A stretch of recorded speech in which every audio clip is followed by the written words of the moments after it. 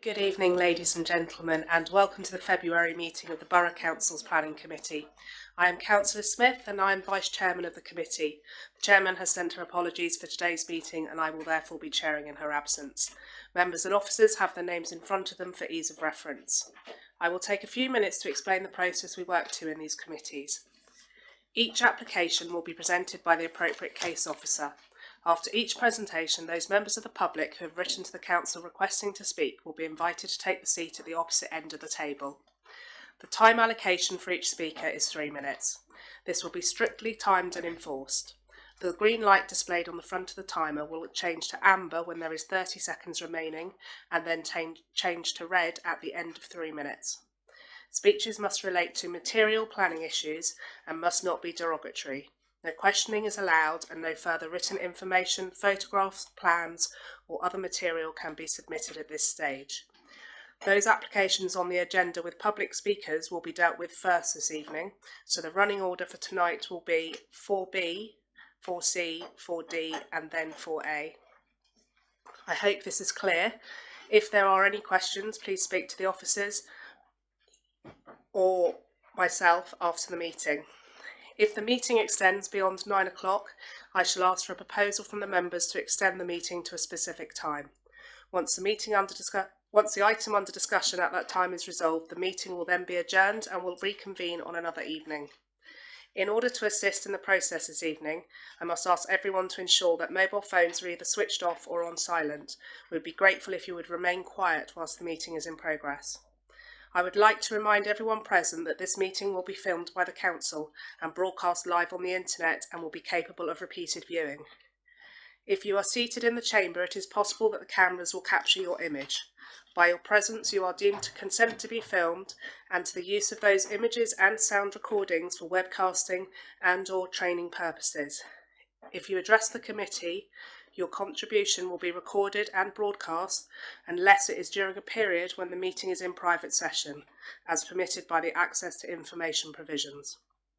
As Chairman of the meeting, I can at my discretion terminate or suspend filming, if in my opinion continuing to do so would prejudice the proceedings of the meeting, or if I consider that continued filming might infringe the rights of any individual or breach any statutory provision.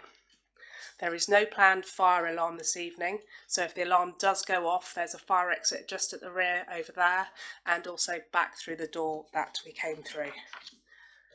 If we now go on to the agenda, apologies for absence. Yes, Chairman, apologies from Councillor Deadman and Councillor Spittle. Thank you. And if we go to declarations of interest, Councillor Mrs Jones. Could I just say, Madam Chairman, that it is not a pecuniary interest, but just for the interest of transparency. I am a past mayor of the borough and therefore have a special interest in the Mayor's Parlour 4A. Thank you. Any further declarations? Councillor Hall? I wasn't going to make that as a declaration, Madam Chairman. I didn't think it was appropriate, but if necessary, I will do. Councillor Neal? As a past mayor, also. Councillor Geary? As the current mayor.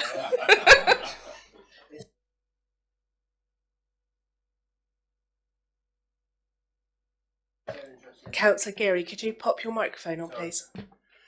Also on 4C, I'm too close to the owner of the Noisy Lobster. I've been advised by the legal team that I should withdraw. Any further declarations?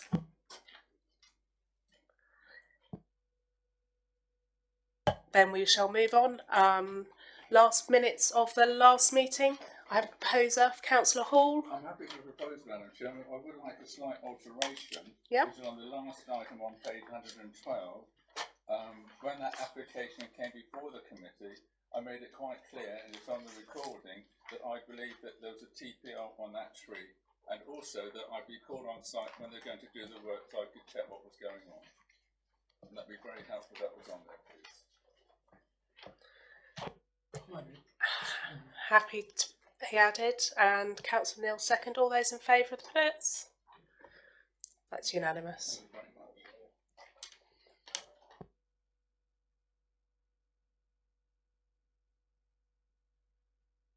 We're now going to move on to item 4B, the land adjacent to Tuxfold, Preston Lane, Burton.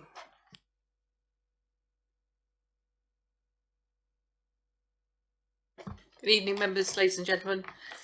This application before you is for the development of a site at the end of Preston Lane in Burton, adjacent to a property known as Tuxfold, for the erection of 6 detached dwellings. The site is not in the Greenbelt. There has been some comments about whether it is or it isn't. It's definitely not in the Greenbelt. It is shown in the urban area on your current development plan, which is the core strategy. Therefore, it is suitable for consideration for development. This is an aerial photograph of the site in question. You also note the applicants own land to the rear, and as part of the development, they're shown an access to continue to allow access to the land to the rear. That land in blue is in the Greenbelt, and so has no residential development potential. These plans here just show that the site is definitely not Greenbelt, just for clarity. This is the layout before you. It is for 6 dwellings. You have a pair of properties fronting Preston Lane, and then another detached property fronting the lane, and then you have 3 detached properties to the rear. These are car parking barns. They're not actually garages, they're open fronted car barns, and I'll come on to the reason for that in a moment. You have a 1980s very suburban development called the Lindens in this location here, and you have a very pleasant 1930s, I think, substantial 2-storey detached property known as Tuxfold in this location. You'll see from your agenda that we refused planning permission for a development of the site last year for 10 units. It was quite a tight layout. The properties we felt were far too close to Preston Lane, and it didn't give a very spacious feel to the development. There was also a reason for refusal on the lack of provision of affordable housing. The current scheme for 6 units does not trigger the need for affordable housing under current policy, and so there is no requirement for affordable housing off that scheme. This is a full application, so this is a street scene along Preston Lane. This is the property Tuxfold here. You have the pair of properties fronting the road with a link here which is garaging, and then you have a larger proposed thatched property on the end. Within the site itself you have again some fairly 2 modest buildings that are supposed to look a bit like barn conversions, with a larger building in the middle which is supposed to be sort of an impression of a traditional farmhouse building. Good quality design that follows the advice in your existing guidance about the sort of form and scale and massing of development in this location. They are relatively narrow span properties with good, fairly steep pitch roofs, so they have a traditional feel about them. They are not suburban, they are designed for this location. So you have a thatch building as well, which, as members will know, there are a number of thatch properties within the village of Burton itself, so it's not out of character. You have car barns proposed. This is basically to ensure that the scheme doesn't trigger an affordable housing threshold. The developable area of the site is below the threshold, and you'll see there's a recommendation for a condition excuse me, on the recommendation to ensure that they stay in that form and not are enclosed and not become formal garages. These are the design of the properties to the rear, which again look a little like barn conversions, and that's the purpose of them, so it looks like a farmyard converted. And that is the property within to the rear, which looks rather like a traditional farmhouse. Go through these a minute. You have one of the previous reasons or concerns of your officers was the lack of potential for landscaping and a good setting for these dwellings. Here you can see that these are the properties, and this is the hard standing for the access, that you have capacity for substantial areas of landscaping around these buildings, the potential to plant new trees within the site and around the boundary of the site to reinforce to create a boundary in this location, because this field boundary is relatively open, and to reinforce the front boundary, which is a hedge at the moment. These are some views from the property known as Tuxfold. These are views to the rear of the application site, and these are views from side windows looking across the site. There are some field shelters you can see in the distance there. These are views back from the application site itself towards the property, Tuxfold, and properties in the Lindens. And then you have those are the existing buildings on the site, which are just some animal shelters. You also see from concerns from local residents about the suitability of the site in terms of access in and out of the property. The applicant has provided a swept path analysis to show that you can clearly access and egress the site in a safe manner.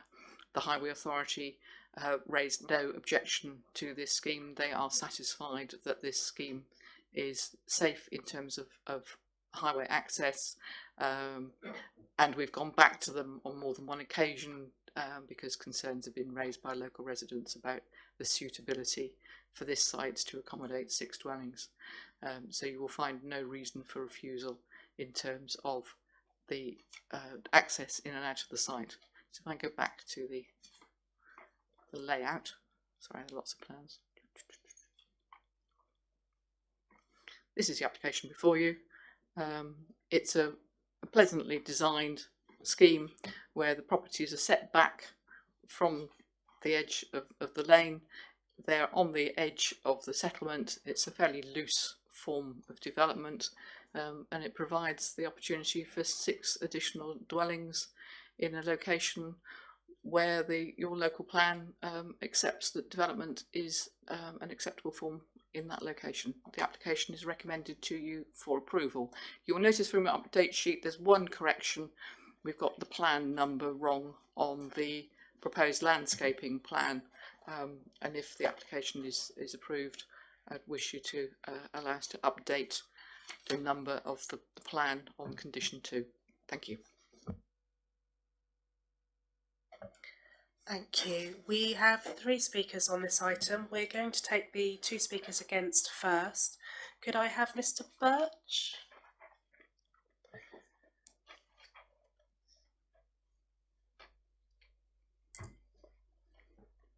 Thank you. If you turn your microphone on, introduce yourself, and then we'll start the clock once you've introduced yourself. Hello, my name is Chris Birch. I live at Tuxfold, which obviously is next door to the proposed development.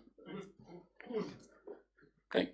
I think the proposal as shown will look into the first and ground floor bedroom windows from 3 of the properties, and we'll have a direct view into my bathroom on the northeast corner, which does not have a sugar glazing as you've seen in the photo, so is a material loss of privacy for me. The development's out of character. The previous refusal stated that development would encroach towards Preston Lane, thereby altering the country character lane, and will be incongruous and harmful to the character of the area, contrary to policies H12, HE2 and LE2. This new proposal has not changed. It still has properties in front of the building lines to the adjacent properties. The Lindens is 18.5, Tuxfold's 22 metres from the road, and the new development has properties 12.9 and 11.4 from the road. Core strategy only suggests limited development as being acceptable in Burton. This is a greenfield site being pursued ahead of other available brownfield sites, and there is no demand as a 5-year rolling supply has been shown by the local authority. In the Burton Conservation Appraisal, it states that the Lindens and Vicarage Way do not make a positive contribution to the character and appearance of the conservation area, and this development will be the same. The landscape plan shows the open views to the east from the church, and this will impact the views. There's also going to be an adverse effect on the highway. A previous refusal of Vicarage Way stated that the traffic generated by the development would likely increase the danger to road users, at the junction of Preston Lane and Salisbury Road. It's under the local authority have a duty under the Road Traffic Act to make sure they prevent accidents. This lane is only 2.7 metres wide, has no lighting, a verge on one side and a ditch on the other side. Proposal increases the likelihood of injury to pedestrians, cyclists and the other persons and the users of this development. My children, when they were younger, were concerned when they walked along Preston Lane to Tuxfold, which is a fairly straight and partially lit by a street lamp at the end of the Lindens. This new development will mean that they have to work further along on a slightly unsighted curve to the development, so there is a higher risk of injury and accidents. Also, the new access will result in a deterioration of the road surface and the verges, similar to the current unsurfaced passing points outside Tuxfold, with lorries turning and refuse traffic. If you've been along Preston Lane, you'll see that there's ditches and holes. Earlier on in the year, the lack of maintenance of verges means the visibility of people coming along and in and out will be compromised.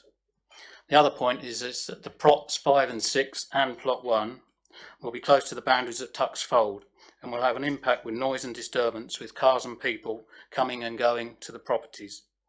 Finally, there will be an increased risk of flood in the lane due to the surface runoff and build-up from the development. Okay. Thank you very much.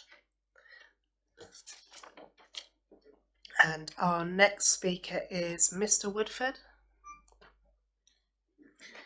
Again, if you'd like to introduce yourself, and then we'll start the clock once you've done that. Could you pop the microphone on? Hello, my name is Nick Woodford. I'm a resident of Preston Lane, and I'm objecting to the planning to next to Tuxfold. I would just like to object in reasons and point out that the actual proposed development will have a massive issue in the character and appearance of the area, which is adjoining conservation area and undeveloped countryside. The development will appear to be cramped and will not be in keeping with the present open surroundings. I understand that it's been told that this is a green, not green belt. After our own research, we can't still understand why it's being deemed as white belt. I would also like to consider the not contributions of the migrating effects of the DHSP road infrastructure. I see in the planning application, all the details here, that there is a small amount being made. Is that actually adequate for what's being placed in the development? There is a majority of properties in Preston Lane have an elevation set far back from the road, in which case the new development wouldn't actually have that facility of actually being able to set off the road, so it would be very visible for approaching western or eastern approaches to Preston Lane, which will encroach to the openness of the rural aspect of the lane. Even though the lane has more modern development accessed by Preston Lane, they are not readily visible. The nature of the lane is a single narrow tract which has a full national speed limit within yards of the access to the open and new proposed development. The new development has no access to the properties via a footpath, which will enhance the difficulties and dangers of any potential purchasers or other road users. The lane has issues in the past with flooding, has required emergency services to act in pumping out the lane, which in turn has flooded other properties within Burton. The needs of more housing within the Christchurch area have been taken up by the strategic plan of Christchurch, so as it stands, there is no more need for current housing in the Burton area. Also, loss of privacy to neighbouring properties. In summary, I'd like to point out post-development will not preserve or enhance the character or appearance of the adjacent conservation area and conflict with policies BE5 and H12. The proposed development will also destroy the vistas and views across open countryside and impact on the character of the conservation area. It will also increase the danger of fast, narrow, single-track road, not only from the flow of vehicles in connection with the building, but also for the residents exiting the development. Previously, there was a mobile home that was actually looked to be put on that site, which was actually turned down based on similar opposition that we have.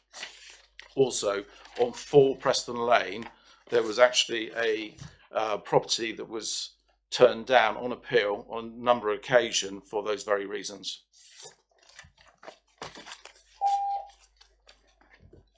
Thank you very much. Councillor Hall. Madam Chairman, I just realised now that I was a councillor was on with the same ward as me, and it was an uncle to the last speaker. I didn't declare it was an interest, but I didn't know that his name was on here until I got here tonight. For transparency, could the solicitor give me advice? I haven't even discussed this application with anyone, but the fact was that his uncle was on the council for 8 years, and he was a friend of mine. That's actually fine because it doesn't impact upon your immediate family, so any spouse or next of kin, any children or anything along those lines. No, and it's just the previous speaker's uncle you mentioned, not the actual speaker itself as a member of the family. No, that's fine. Thank you, Councillor. Thank you very much, Councillor. We'll now go on to the speaker for Mr. Macbeth.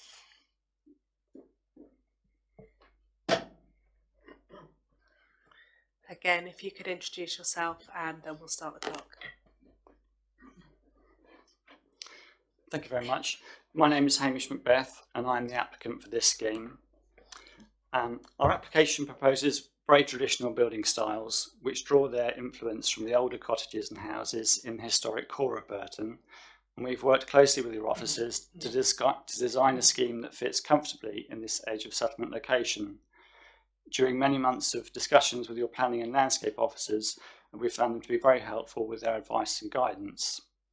The retention of the hedges around the site and the large areas of open space for landscaping between the buildings, we believe the scheme could provide a very attractive gateway as you approach the village along Preston Lane, and we hope the carefully considered advice your officers have given is apparent in the drawings we have submitted. In respect to the issue of flooding that has been raised, I can confirm that prior to designing the scheme, we first commissioned a detailed flood risk assessment and found the site itself to be almost 1 metre higher than Preston Lane, and there is no risk of flooding on the site. Whilst there are some locations along Preston Lane that have experienced limited flooding in the past, the flood risk assessment established that in the 1 in 1,000 year storm, there could be 2 inches of water across the road at this point, but this would still enable safe access to the site by vehicle and on foot.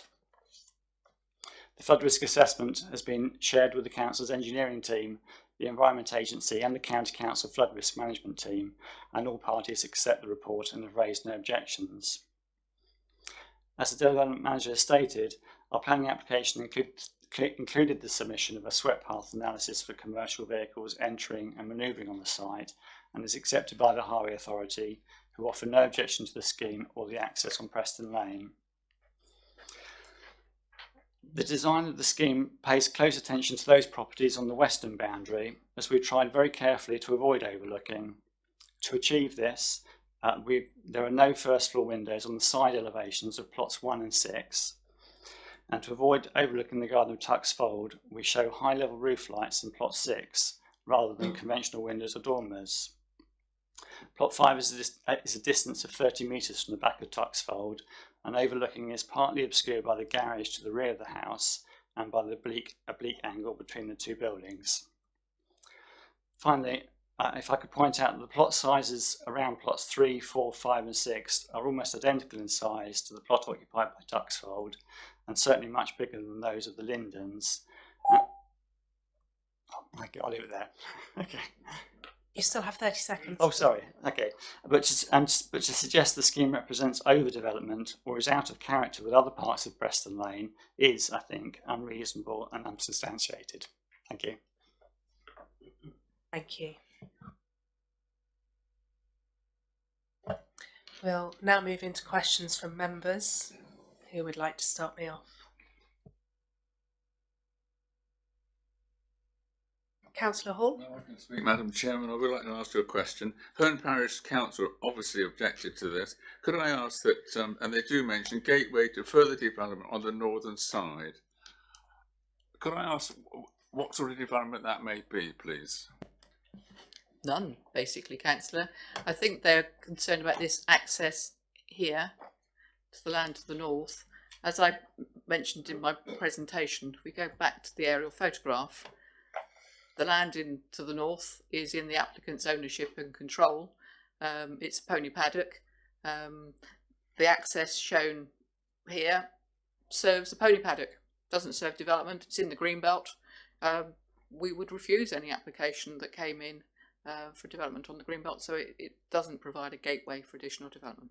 Thank you very much for the explanation.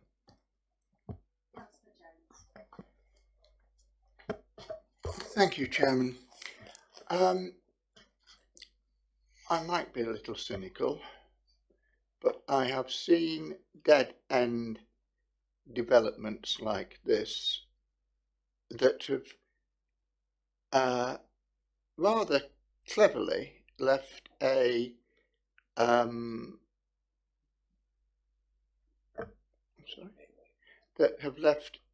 access for further exploitation should conditions change. Am I right in thinking that, if we could go back to the aerial photograph, please, that the blue line is land belonging to the, or in the applicant's control, is it not? Yes, yeah. And am I right in thinking that the land in the applicant's control therefore only has this particular access from a public highway? Yes, that's correct. So there is actually a reason why this path has been, or this access has been left. It's to allow continued access to the paddock to the rear. So from what I understand, the people who keep their horses on this paddock at the moment are likely to move to here and will need access to get to their horses. Thank you. That's answered the question. I can understand the purpose now. Thank you. Councillor Bath. Thank you, Madam Chairman. There's a couple of questions with regards to the speakers, Mr. Birch and Mr. Woodford. Mr. Birch said that on the northeast corner he was going to be overlooked because the properties did not have obscured glazing. Could you clarify which windows he might be referring to and which ones have got obscured glazing? I think Mr. Birch is referring to, there's a bathroom window, I think about Mr. Birch there? Northeast corner here at the first floor. Neither of them have got obscure glazing. One's got net curtains in and the other one's clear. So that they're here and here. Which you can see in your photographs. Yeah, but they're that location and that location. The distance from that window, first floor here, which is, sorry, where's the first one? Which is set within the roof. If you just bear with me.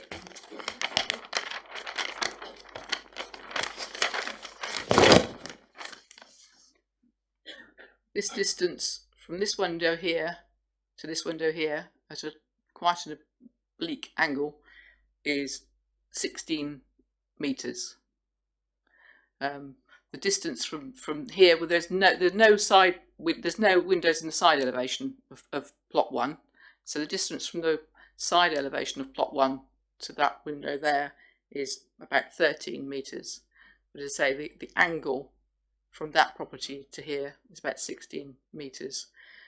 There are windows along the rear of the property here, and we've got high level windows set in this property here. The distance from here to here is 24 metres, but you also have an intervening car barn which obscures the views through here to some degree. Distance from this distance here to here is 18 metres, and this distance here to here is 25.5 metres. So in terms of overlooking, we feel that that won't be material overlooking that would cause any undue harm to the occupiers of this property. And again, due to the very oblique angle of the windows here, again, no undue overlooking that would be material to the property here. I have a couple more questions. Thank you for the answer to that one. With regards to the 5-year land supply, can you just run us through the parameters of us allowing additional development despite the fact that we have already allocated our 5-year land supply for the housing that is required? We've currently met our 5-year land supply, but our continued ability to meet that 5-year land supply is dependent on continually granting planning permissions for development within the existing urban area. The majority of the target housing figure for Christchurch and East Dorset across the core strategy target is made up of development within the existing urban area. The urban extension allocations only are about, I think they're about 25–30% of the total. So you're continually looking for more development within the existing urban area to keep that 5-year land supply up. If you don't have a 5-year land supply, as East Dorset found out recently, you're vulnerable to appeals being granted outside of your urban areas in locations that are not necessarily the most suitable. Thank you for clarification on that. Councillor Neil. Yes, through you, Madam Chairman. Just a couple. I didn't actually see a bat survey. Was there a bat survey done on? Yes, I think if you refer to the conditions, just remind me which one. The one's towards the end. There is. Oh, it's actually sorry. On paragraph 8.18. The Dorset County Council Natural Environment Team has certified the biodiversity mitigation plan, which includes provision of 3 bat tubes, 2 brick nest boxes and 2 swift nest boxes in the new buildings, and no objections therefore raised. And condition 16 secures the requirements of the biodiversity mitigation plan.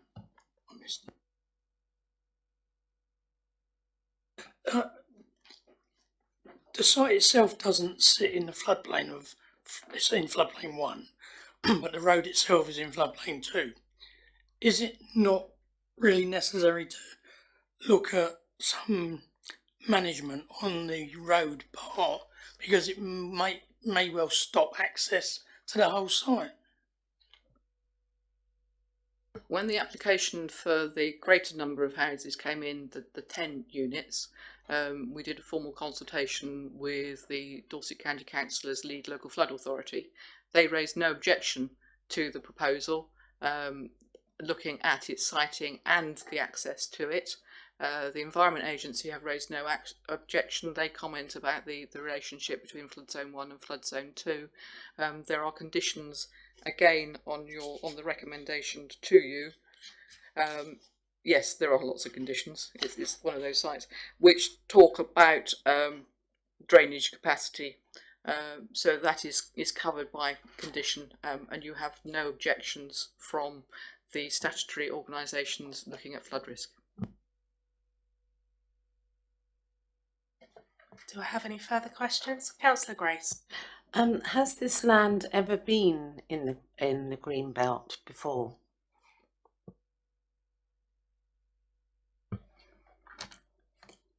I don't 100% know, because I wasn't here prior to 2001. The map I've got up before me now shows this is the site, this is the green belt boundary from the Christchurch Plan 2001, and this is your current adopted local plan, which clearly shows it not in the green belt. If it was in the green belt in the past, to be frank, that's not relevant today, because it is not today, it is in the urban area and has been so since at least 2001. Thank you. I understand that, but I'm just more concerned about, if this is granted tonight, whether the field that the ponies are in will be changed. I suppose you can't really answer that in the future, really. Thank you. Councillor Mrs Jones, do you have a question? It was in relation to 1.3 in the main report. It says the site has previously been a certified location for touring caravans. Could I ask, is that certification still extant, or has it expired? I think it's expired. It would have been a certificated site for 5 caravans at any one time. Is it possible that the field beyond, which is obviously, if I understood correctly, still going to be used now for housing the horses which are on the development site, could that be used for touring caravans?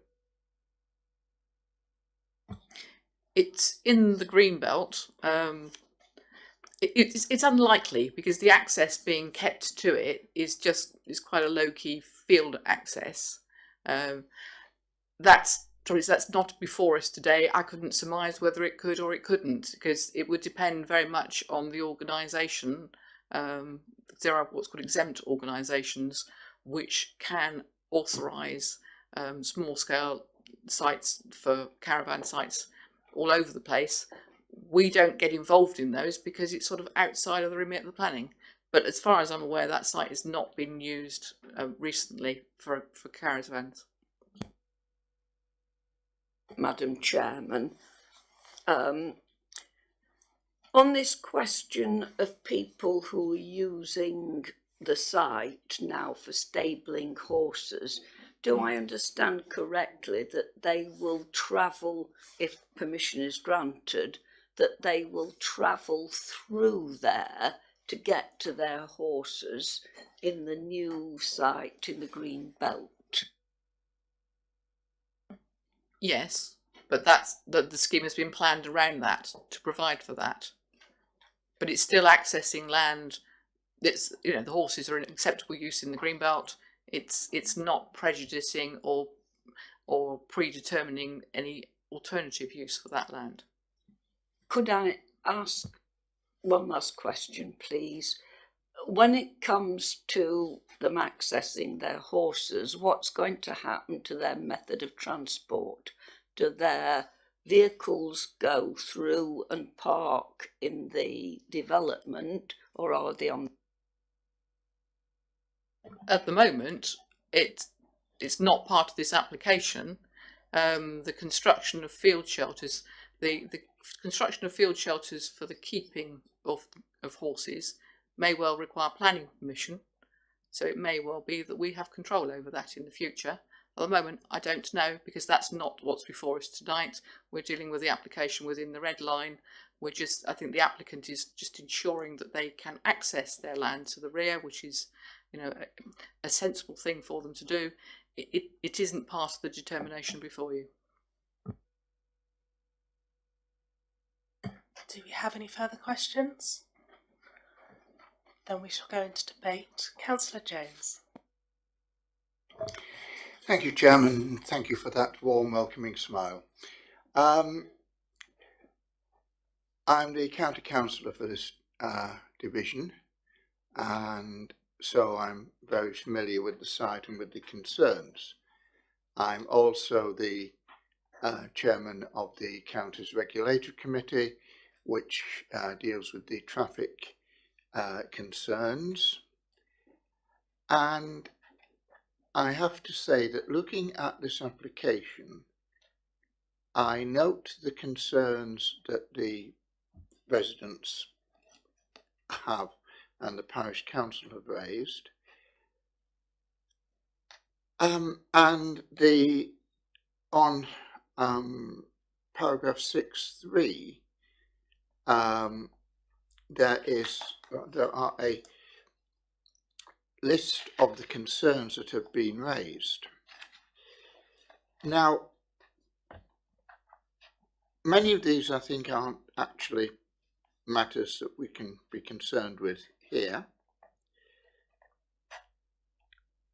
What I think, for example, the impact on services, yes, we may be very concerned, and in the light of the developments planned for Rochot Hill and for Burton itself, we are, I think, quite right to be concerned, but it's not a matter which we can deal with at this committee. principle has been accepted, that there will be sufficient schools and doctors and methods of dealing with sewage and so on. Noise and pollution, yes, well, again, there can be attempted to deal with conditioning. But in the end, this boils down, I think, there are two particularly relevant concerns. One is the traffic concern. And again, I am familiar with this, and I have seen traffic using this, and I have seen potential problems. Now, we have to consider, though, that there has not been any actual, I understand there's been no actual accident figures. This doesn't mean there won't be. It doesn't mean that this development will not increase considerably the chances of a serious road traffic accident. But the advice from the County Council's traffic experts, and I think members are quite well aware of some of my views on that subject, is that this is acceptable, and we have to accept that view. If the traffic highways people say it's acceptable, to refuse on highway grounds would be asking for serious trouble. So we are left with one serious objection, and that is the concern that the rejection of the previous application for a larger number of units. It seems to me that the question we have to consider is, has this application done sufficient to address, and we'll be looking at the same question in a later application and possibly with a different answer, have they done enough to address the concerns raised by the inspector? Now, again, the refusal of the last application is set out in the history, and I am afraid that it has to be, to some extent, a value judgment. Do we feel that there is sufficient reason to overturn the presumption in favour of, quote, sustainable, unquote, development, and more precisely, to override the presumption policy H12, which says that proposals for residential development will be permitted provided they satisfy the certain criteria appropriate in, and some of these are spelt out. Chairman, I've listened with great interest to the speeches, to the presentation, and to the speeches by the people who are at the sharp end of this, and I do accept that they will feel that they are, that there will be adverse effects to them. And again, you have to look at the points of that. But are these, if we were looking at this as a first application, as an application from the beginning, would we be justified in planning law in turning it down? Are there sufficient grounds to say that this does not conform with the policy framework. I am uneasy about this. I'm not happy with this development, and I'm particularly not happy with the highways provisions. I'm not happy with the concerns with the comments about flooding, because not far from here, I spent one Saturday evening with water basically up to my knees when Burton was flooded. And Preston Lane was one of the worst bits where the water was flowing down from the fields into Salisbury Road. But again, we're told, no, it's not a concern, it's all right. I suspect that this will lead to trouble. I suspect that it will aggravate things like flooding. I suspect that there will be traffic problems. I think Councillor Mrs. Jones was hinting that people wishing to visit their horses may well park their vehicles in the driveways or on Preston Lane. And unfortunately, human behaviour being what it is, we can't rule that out.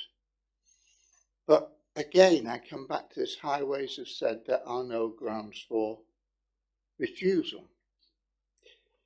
So very reluctantly, and in some ways against my better judgment, and it is only because I cannot see the reasons in planning law to refuse this, I am prepared, and despite what was said in a certain document that we're considering, I am prepared to propose approval as set out. That's a stunned silence. Thank you, Councillor Jones. Do I have anybody to second that proposal? Or any further debate? Councillor Bath. Yes, thank the councillor for his very detailed analysis of the situation with this, and I think we all concur with him that the open fields at the moment, I'm actually looking at it on my laptop on Google Maps, and it's a great shame that when you have open fields like that, that they are going to be changed into a development of housing.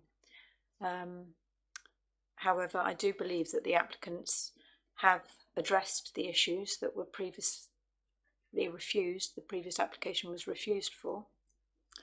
I absolutely empathise with the residents who live there currently, because it will change their outlook dramatically. But sadly, that is not a planning consideration as long as their interests are protected under the planning laws that we have to protect their interests, and I believe the applicant has achieved that. I also feel that if there's going to be a development, the development that the applicant has come up with alongside our officers is actually a very attractive form of development, and the look of and feel of the development, trying to make it look like an old farmhouse which has been converted with outbuildings, partly mitigates removing this open aspect of our countryside. I think the design is attractive. The conditions for the planting of trees, which has to be adhered to, will ensure that there is more protection around the site for privacy, and highways are satisfied that it is a safe development, and we have to acknowledge that they are the professionals, and we have to accept what they have said. So along the same lines as our fellow councillor, it is a shame to have to acknowledge that this can be developed, but I think if we're going to have a development in this area, then this is going to be a very attractive one. So I would second the proposal as set out. Thank you, Councillor Bath. Do we have any further debate? In that case, we shall go to the vote. All those in favour of approval, please show your hands. 7 for approval. Any against? Any abstentions? One abstention. That application is approved.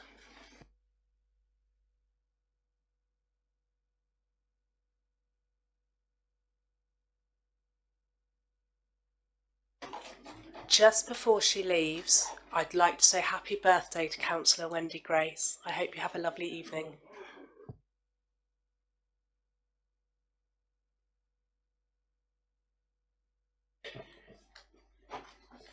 We now move on to item 4C, Avon Beach Cafe, Mudderford.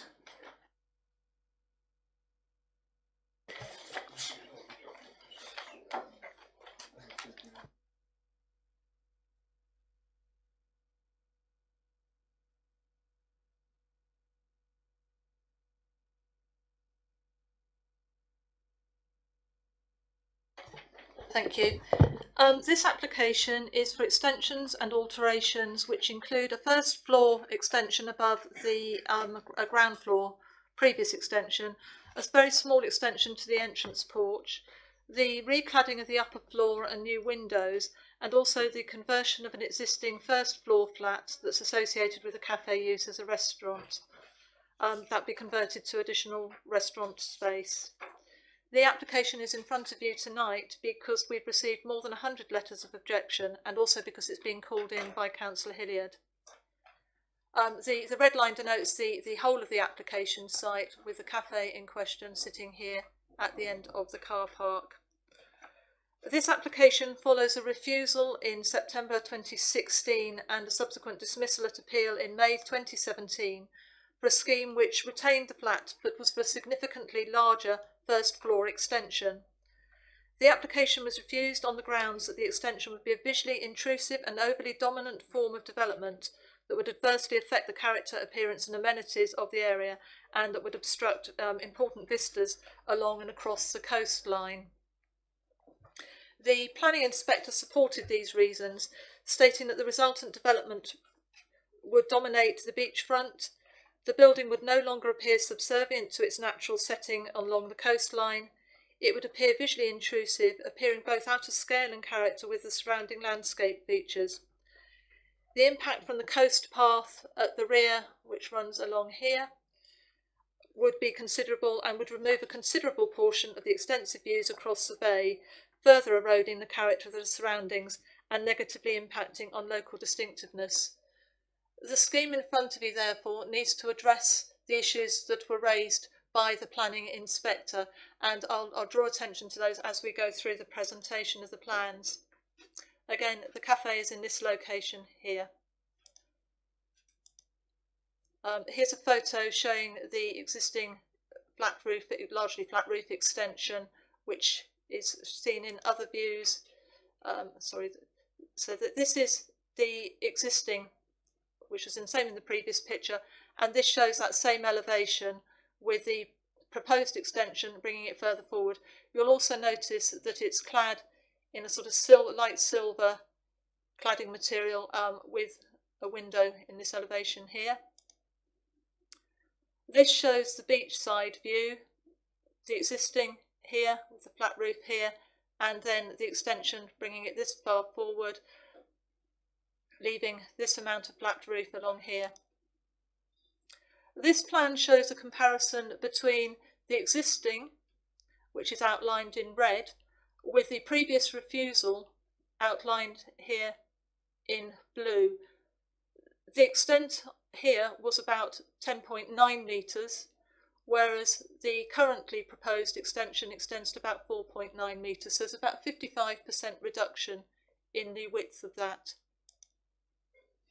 This shows the floor plan. This, again, the red is the existing, and this is currently used as a, or has been used in the past as a flat. This is the current proposal, the extent of the current proposal, and this is what was previously proposed and refused.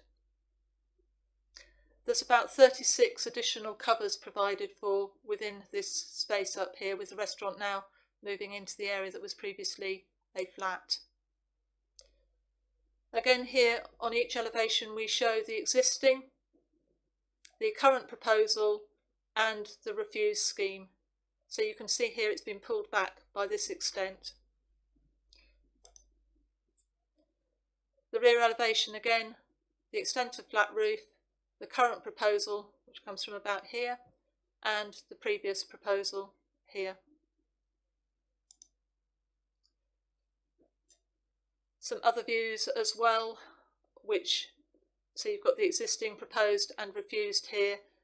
In this view, you can see that there is no difference, because what you're seeing, this is set back, and then from the other side there is no change from the refused scheme. This shows in detail the floor plans, which I've already shown you, but again just showing the setting, and then previously that the flat was to be retained, and again 36 additional covers were provided in this, the wider extension. The current extension is something along here. There's also some internal changes on the ground floor. The only change which requires planning permission, you'll see there's an entrance porch here, and that is effectively doubled in size here. And just some further views. This is the rear of the site. It's the flat roof extension here and across here. So this is taken from the coastal path. The proposed extension now will extend something in the order of about to this distance here. So you can see the longer distance views, you can see the sea in the background, and across the Isle of Wight here, and the beach down here. So the judgment is whether an extension which comes to this sort of point, as opposed to this point, is sufficient to address the reasons and the loss of vista that were previously given as reasons for refusal. So the key changes made then are, as I've shown you, the width of the first floor extension by about 55%. That's from 10.9 to 4.9 metres. The cladding of the whole of the upper part of the restaurant floor in the same material, and with windows replaced with frames of a much more simple design. It's considered that the colour palette of the materials will lessen the dominance of the resultant building in relation to the natural landscape features. There's quite a lengthy conclusion in your report on page 7, which I won't read out in full, but at paragraph 8.21, the current proposal is considered to result in an appropriately scaled design development which reads a subordinate addition to the existing premises, and that will not dominate the visual aesthetics of the beachfront. As a result of the reduced scale, it won't result in material harm to the public vista, which was identified as being of particular importance by the planning inspector. In summary, therefore, officers consider that the issues raised by the planning inspectorate, specifically the impact of the development upon the beachfront and landscape setting, and upon local distinctiveness, and the impact of the view to the Isle of Wight, these are considered to have been overcome with this amended proposal. And as such, the application in front of you tonight is recommended for approval, subject to the conditions which are set out on pages 47 and 48 of your report. Thank you. Thank you. Can you turn your microphone off, please? We again have speakers on this. We have 2 speakers against. We have Mr. Seeger first.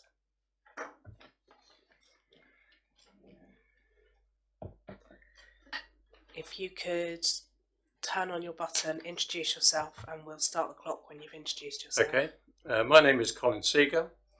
I live with my wife in Capesthorne, and we've lived there, my wife 28 years and I 10 years. Thank you. Given that our property, like others, is under 50 paces from the car park, we are not simply local residents, but adjacent residents. We wish to object what is, by our account, the 3rd attempt the applicants have sought approval for a function facility on this site. If nothing else, they are to be congratulated for their persistence. Like many objectors, we think that the presence of a beachside cafe and shop is a good thing, and a benefit of residents and visitors. But a reading of the substantial number of letters of objection reveal common themes. One of the most potent of which is that another expansion on the site is a step too far. There's already plenty of evidence that late night partying, particularly during summer months, causes noise and disturbance, often way beyond 10 p.m, when the council's own notices declare that the car park will be shut. There is no doubt that a function room will increase and exacerbate those problems. And on page 48, the proposed condition 4, in my view, is unenforceable. We believe that this application should provide an opportunity to the council to make a statement that supports a diverse environment and asserts that there is a general benefit to be gained by encouraging the maintenance of an area, such as Avon Beach, that can be a haven of tranquility. We're not ingenuous enough to fall for the applicant's implication in its submission that there is a philanthropic reason behind the proposal by providing additional jobs. Indeed, the peer inspector that rejected the last application stated that those benefits are limited and afforded them, and I quote, only a moderate amount of weight. In our view, the commercial ambition of the applicant is exceeding the need of the area, and if approved will further erode the quality of life for residents and visitors. This is the time to say more means worse, and enough is enough. Like the last time, I invite you to be the committee that supports the residents and visitors and puts a stop to the relentless development creep. Thank you. Thank you very much, Mr. Seeger. We can have Ms. Abley. Again, if you could introduce yourself and then we'll start the clock. If you could turn the microphone on. Thank you. Marianne Abley. I speak on behalf of more than 100 objectors with full support from Christchurch Joint Residents Associations right across the borough. We do not agree that slight reduction in the size of development in this application materially affects the decisions of the previous refusal and planning inspectorate. This proposal seeks to provide an additional 25% covers and a large function room. Your rejection will be grounded in planning and environmental policies, as we have sought top legal and planning advice which contravenes the planning officer's recommendations. There were 7 of these, and I go through them in turn. 1. This development does not preserve local characteristics. Extension and change of use is on the first floor, oversailing the cliffs, which would lose their noise limiting effect. The MPPVF gives the right for residents' quality of life to be protected from disturbance of development. This development is visually obstructive. 2. It does not preserve the conservation area and is against policies BA4 and HE3, which seek to protect tranquility. It also contravenes 3.19 of the lease by causing nuisance, annoyance and inconvenience. Extra larger windows on the first floor will result in disturbance directly adjacent to the coastal path. The only way to stop the windows being open would be to have fixed panes. There have been 2 functions recently at ground floor level with closed windows. The noise was intolerable, disturbing residents, waking children and raising concerns from visitors alike. Under section 19 of the lease, it states no annoyance. 3. It will result in material harm to the amenities and is against policies PC6, Environmental 3 and 9. There have been many complaints about noise, disturbance and traffic chaos. 4. There is an issue with the trees and I have written to you about that. 5. There is not adequate car parking at peak times and further expansion will increase in more highway chaos and safety hazards. 6. On material considerations, functions will bring significant increase in evening use. Conditions imposed as to hours of operation and levels of music are currently completely ignored and not enforced. Clause 4B of the lease states that the flat is to be used only as sleeping accommodation, no other purpose, and you should not change that. 7. Grounds for dismissal have not been overcome. It is against policy BE16 and HE2, which require alterations to enhance distinct local areas. Application is stated to be due to demand, however, other businesses in the area are against it. Your council has given strong commitment to consultation on coastline management, in that your voters do not want expansion and change. Last time your committee said enough, enough, enough. Residents believe you will say refuse, refuse, refuse. Thank you. Thank you very much.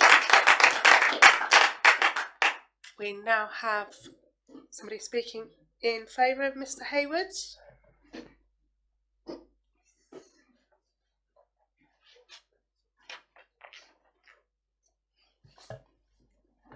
Again, if you'd like to introduce yourself, and then we'll start the clock. My name is Peter Hayward, and I'm a Director of Avon Beach Limited, who have the benefits of lease from Christchurch Borough Council for Avon Beach. Good evening. Together with our architects, we have taken on board the comments of the Appeal Inspector and your planning officers and produced a much reduced scheme to that which was refused. The proposed extension is mainly behind existing trees and so not affecting the views.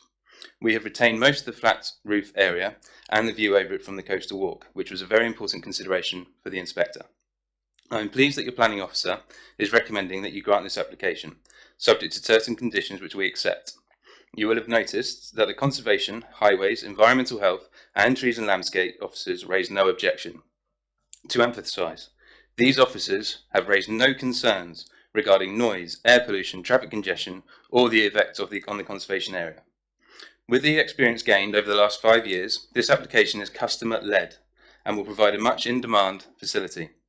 There is an increase to the existing first floor space, the front part of which is a flat that has not been used for the past 3 years. Interestingly, in the past, this flat has been used as a tea room. With our proposed external treatment to this first floor, it will positively contribute to the visual amenity of the conservation area. I am not happy to see that a number of local objectors have written in, having been stirred up by a letter circulated where most of the points are incorrect. Full statements were made as to the use of the... Could we have quiet, please, or I'll have to clear the public gallery? Thank you. Full statements were made as to the use of the proposed extension, the frequency of deliveries, the location of windows, and the impact on the area. It even went as far to suggest that creating extra employment is somehow a bad thing. From photos taken in the 1950s and 70s, one can appreciate how popular Avon Beach has always been. I understand that 100 people have written letters of objection. However, this is emphatically dwarfed when you consider that on average we serve 3,000 local people a week, which rises to over 5,000 in peak times. In agreement with your officers, this extension will have minimal effect as we will continue to use the same number of suppliers and deliveries. The proposal will be able to offer further employment, and we currently generate some £2.8 million towards the local economy through wages, purchases, rent, rates, etc., etc. This is a council-owned property, and we would not be suggesting to invest further money into a property that we do not own unless we thought it was absolutely essential. The National Planning Policy Framework contains government planning policy that gives encouragement to local planning authorities to support successful local businesses when they need to expand. We need to expand. And to grant planning permission for planning applications seeking to extend their premises. I trust that members will follow the advice of their officers and grant this application as set out before you. Thank you. Thank you. We also have the ward member who wishes to speak, Councillor Hilliard. Are members happy?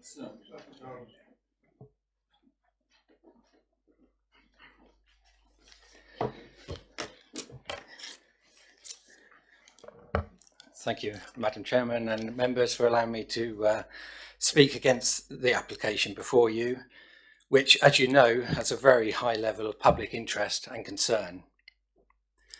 The bulk and mass would be dominant in the natural setting, and the extra noise and car parking movements will harm the amenities of residents.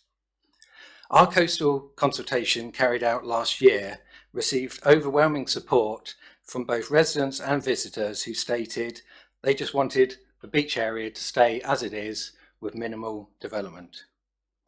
I therefore disagree with the points in the summary of reasons for recommendation.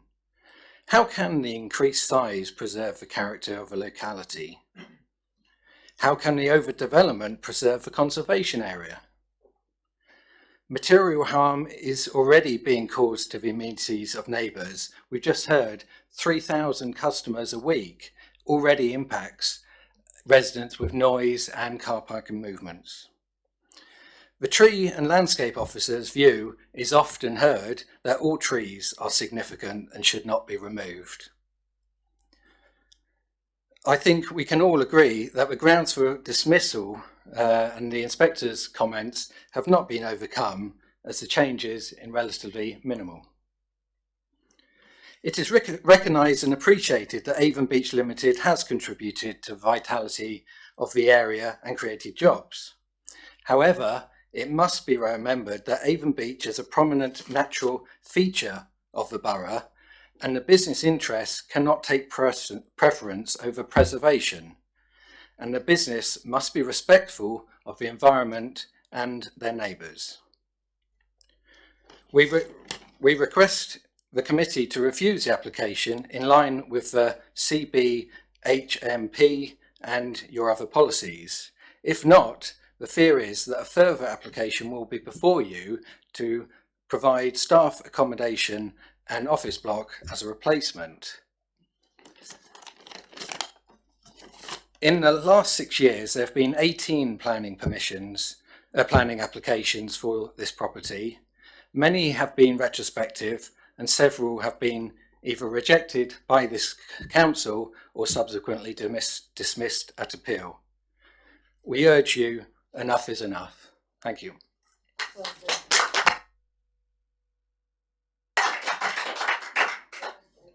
Thank you, Councillor Hilliard.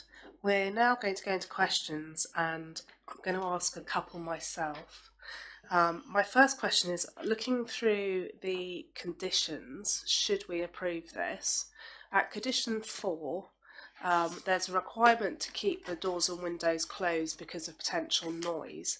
Is there not some way we could require soundproofing put into those window slots as they do in some of the pubs and clubs in the centre of town to reduce the noise? Thank you. Condition 4 actually does require the window should be double glazed as a minimum. You could actually enhance that. You've also got the option that those windows could be non-opening, could be designed fixed shut, non-opening. There is a caveat to that where should those windows be required to be non-opening. If I can take members to page 43 and the environmental health comments, paragraph 7.4.1, was this to happen, there might be a requirement for air conditioning. However, that in itself would need to come before us, and as we are all aware, you can ensure that noises output from air conditioning units is limited. Furthermore, any noise issue is covered by, if it becomes a statutory nuisance, it is covered by other legislation. Thank you. I answered my second question actually about the air conditioning. The third question, obviously one of the speakers spoke about areas of the lease which they believe that this may be against. I'm assuming those are not planning matters. Yes, Chair, through you, you're correct. That's a private law matter between the lessee and the landlord as to whether or not the covenants are being obeyed and adhered to. Any breach of covenant is a private law matter and not a material planning issue. Thank you. Do I have any further questions? Councillor Watts. Thank you, Madam Chairman. Because this report is, or this application is minded to grant, can the officers fully confirm that we have overcome all of the inspector's comments, please? Thank you. If I can, would it help if I just read you the inspector's conclusion, so that obviously this is a judgment that you as the members need to make. So the conclusion was, I have found that the proposal would impact negatively on the character and appearance of the surrounding area and result in the loss of an attractive vista. While I acknowledge that the proposal would result in an increase in the number of customers that could be accommodated, as well as the additional employment opportunities it would provide, These benefits are limited and I afford them only a moderate amount of weight. On balance, I do not consider that they outweigh the harm identified. So the harm that was being identified was the loss of a vista and the impact on the coastal path. So it's whether or not you consider that the reduction from a width, and I think that is the key point for consideration. Thank you. It's stopped working. No, it's not. Oh, there we go. So in summary, the reduction, the previous application came across all the way here. So whether this reduction across here from both this elevation and the coastal path behind, as I say, it's a reduction of 55%, which I think is a considerable reduction, is sufficient to address the harm. Again, if I go forward to the view from the rear, the view here, previously the view would have been obscured across the whole of this. It will now be obscured, I think, probably up to close to this tree. In officer's opinion, the difference is we acknowledge there will still be some impact, but not that warrants refusal of the application. Yeah, I would also, yes, just there's a comment being made about impact on the conservation area.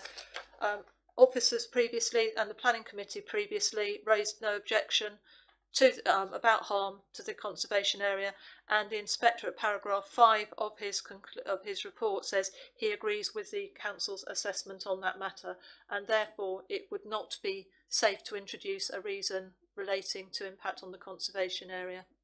Thank you. Thank you for that comprehensive answer. Councillor Hall.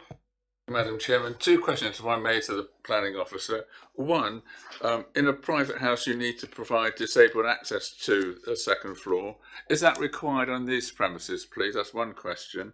And then on this question, on the picture we've got in front of us, the flat roof that's on the first picture, would that be increased in height? If it is, what is the increase, please? The answer to your first question about disabled access, that's covered by other legislation, that's covered by the building regulations, so we can't answer you on that point. In terms of the flat roof, do you mean this area of flat roof? No, the top one. The top area. No, the building would be extended at that same height. Yeah. Thank you very much for that. Councillor Jones. Thank you, Chairman. Yes, I'm a little puzzled by one of the previous questions, which is to say, can the officers confirm, I absolutely say, that the reasons for refusal have been overcome? Now, that presumes that there is a definite factual answer on the lines of, has this building been built, yes or no? It's a question which is verifiable. Would you not agree, would the officers not agree, that actually the question as to whether the inspector's objections have been met is actually a balanced judgment and is going to be down to the judgment of each individual member as to how far the shortening of the objectionable extension, if I may put it that way, has made it into an unobjectionable extension. No extension obviously would be totally acceptable. The previous extension was found to be unacceptable, but somewhere in the middle there comes a margin, the point at which, the tipping point at which it becomes unacceptable changes to acceptable. And is it not a matter for the judgment of each member as to where that point is? Yes, Chair, through you. Correct me if I'm wrong, Councillor, I did hear Mrs Lynch say in response to the question of yes or no, if you like, a definitive answer. You're correct to say that the question is better put to say along a continuum, there is a matter of planning judgment, and you as committee members are tasked to decide whether or not those objections have been overcome. That is a matter of pure subjective planning judgment. And you're correct, Councillor, yes, it's within your gift today to decide whether or not the application before you has overcome the concerns of the inspectorate. But in fairness to Mrs Lynch, to answer the question put to her, it was in the form of a no or yes, but indeed you're correct, it's a matter of judgment. Thank you very much, and particularly thank the officer for the very clear and considerate way in which she's given us that advice. One further point, which comes to mind, in the items for consideration, which is here we are. Again, the development will not result in material harm to the amenities of neighbouring properties. Would it be competent for us to find that increased noise, or the likelihood of increased noise, whether or not mitigated it is, whether or not it would be considered possible to mitigate that by the measures to which the acting chairman has referred? Is that not a material planning consideration to which we could refer? Noise, as members are aware, can be a material planning consideration. In this case, you have the view of your environmental health officer, who has suggested conditions which, in his opinion, would address any noise that might arise from the use of the upstairs room, bearing in mind the fact that at the moment it has windows proposed for its rear elevation. Through you, Chairman, if I may come back on that, I seem to recall a number of applications in which the advice from the environmental health officer has been A, we have said no, it's B, we think it's to the contrary, and we have B, and the committee's decision has been upheld on appeal. In other words, going against the environmental health officer's advice is not as immediately fatal as going against the highways officer's advice.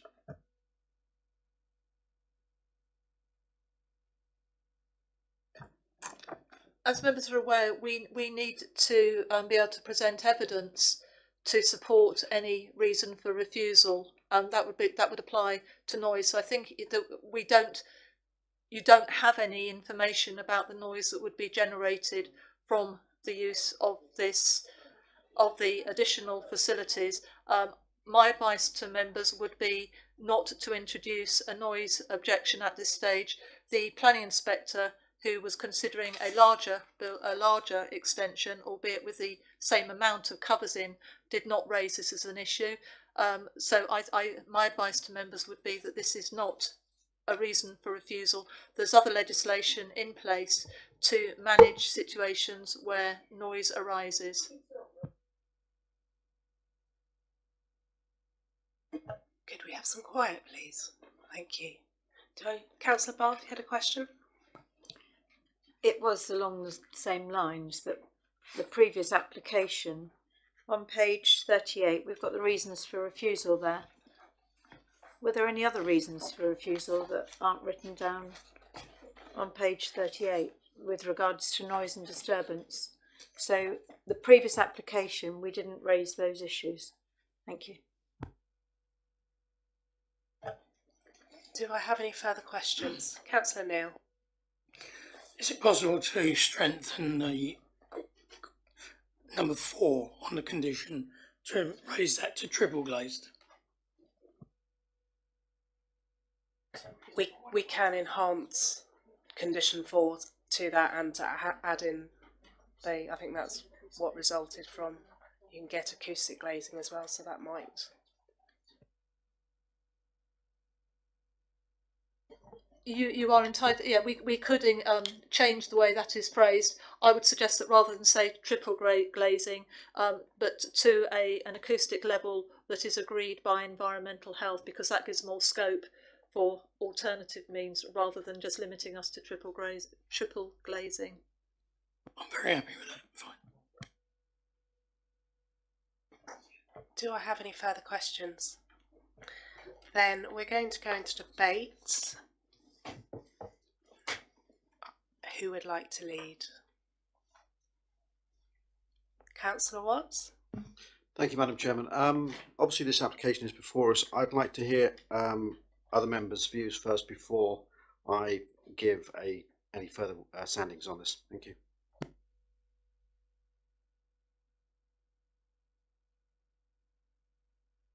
That was very close. I think we'll go for Councillor Jones first.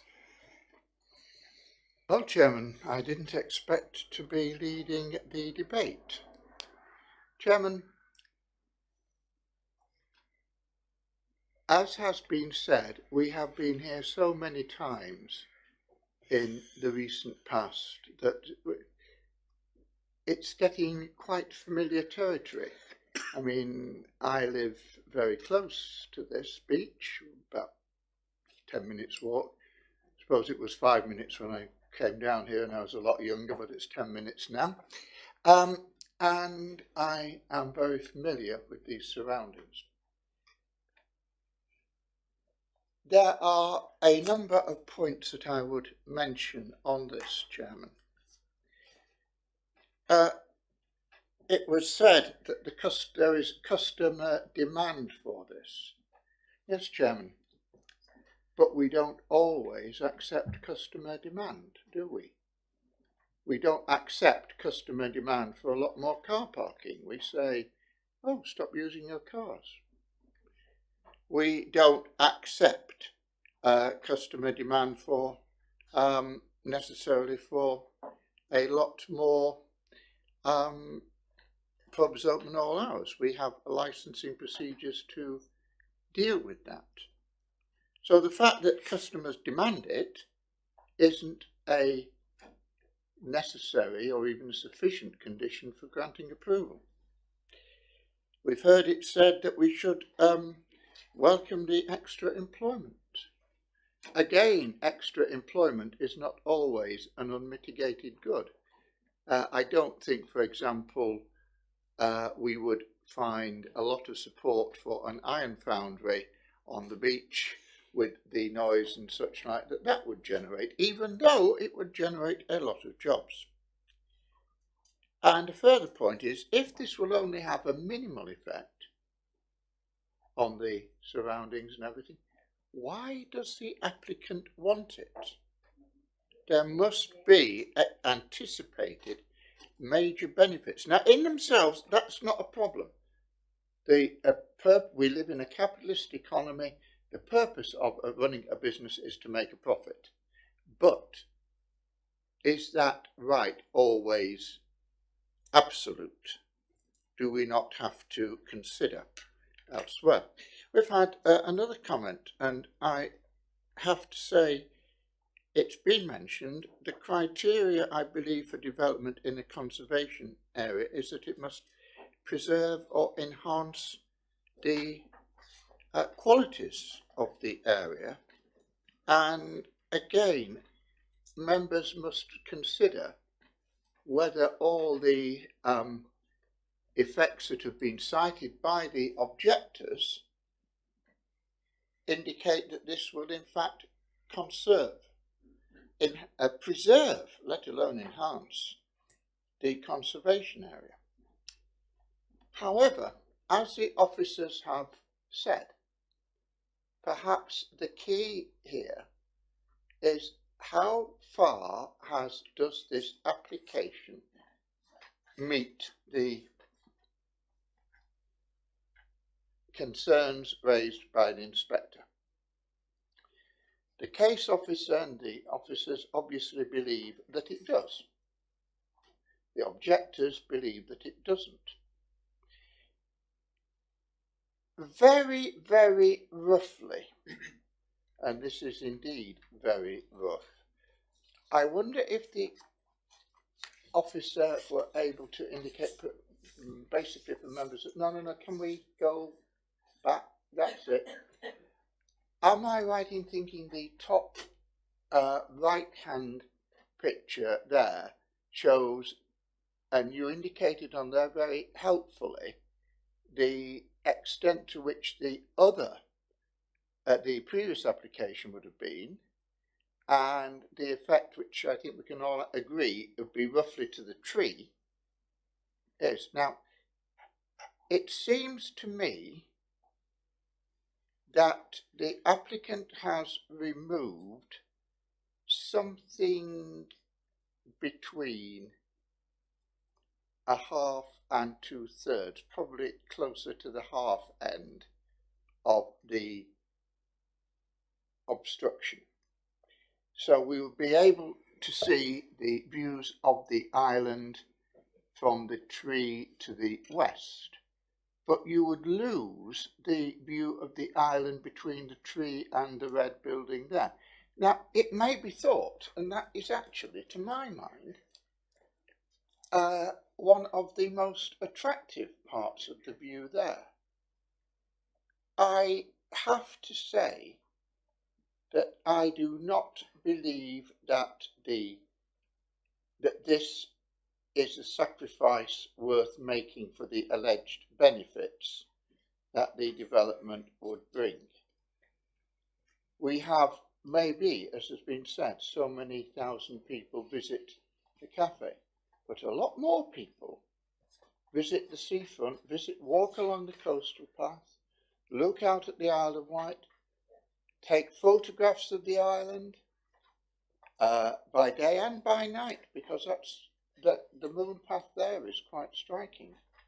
So, Chairman, I've listened to the debate, and it was a matter of, I was going to be very interested to hear the arguments as to how far this new application had met the concerns of the inspectorate. Nothing in the debate that I have heard or the evidence that has been presented to me convinces me that this application... Councillor Jones, can I remind you, you're the only person who's spoken in the debate so far. Sorry? You are the only person who has spoken in the debate so far. I said nothing I've heard so far.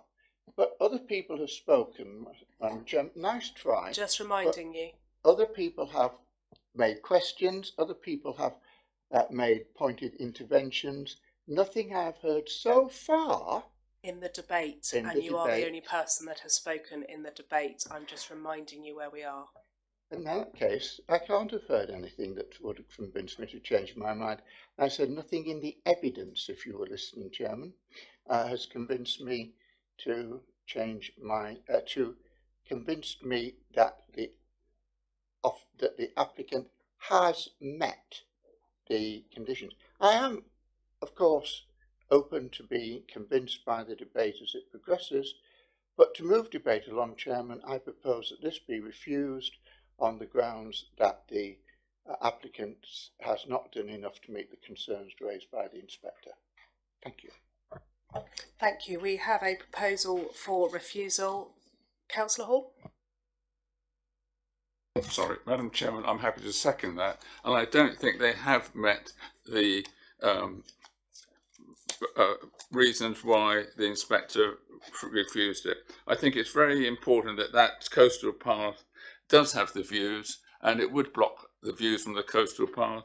I do think that it would be detrimental to the conservation area, and I've known and used this beach for more years than I care to remember, and I just think that this is where we've had so many applications.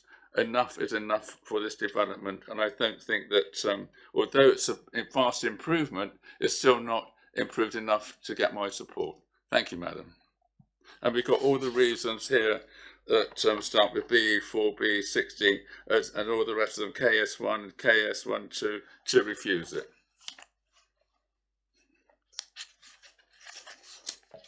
Thank you. Do we have any further speakers? In that case, I'm going to take that proposal to the vote. Chairman, on a point of order, please. There being 100 and more, I think, objections, it is obviously a matter of concern to the public. I think it's important that our views are known not just to the public here but to the wider public outside, and therefore under Part 4 of the Constitution, Clause 16, Paragraph 3, I propose, and I understand that Councillor Hall will second, that that the vote be recorded. I'm happy to second that, Madam Chair. In that case, all those in favour? I'm perfectly happy for that, so have a recorded vote. So if we can go to the vote, we're voting on a refusal. Do we need to clarify the reasons, or are we happy?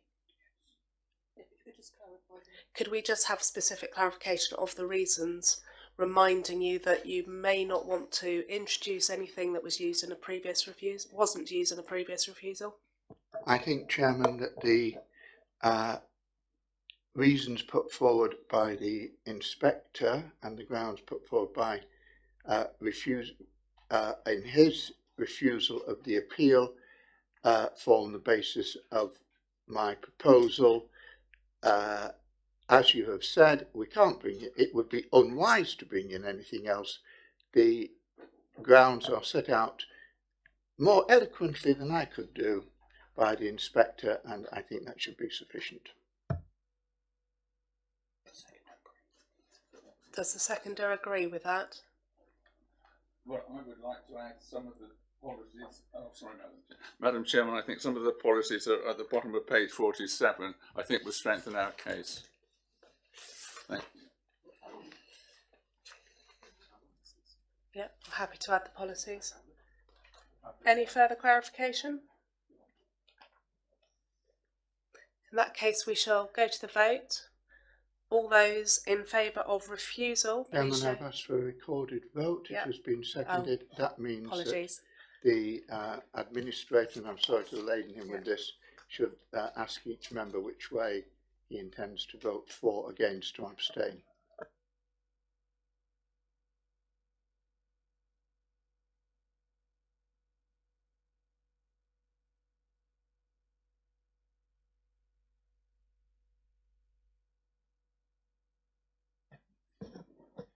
Okay, those in favour, show of hands.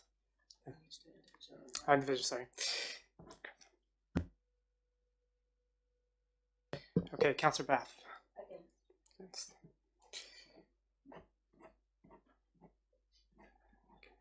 Oh, Councillor Geary.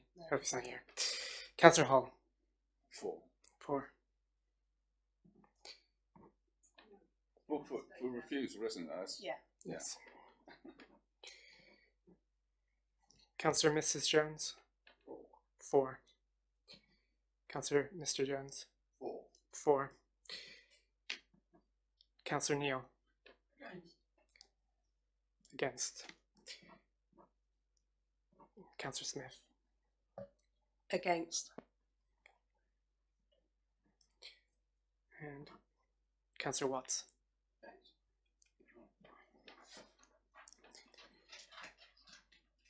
That's 3, 4, and 4 against.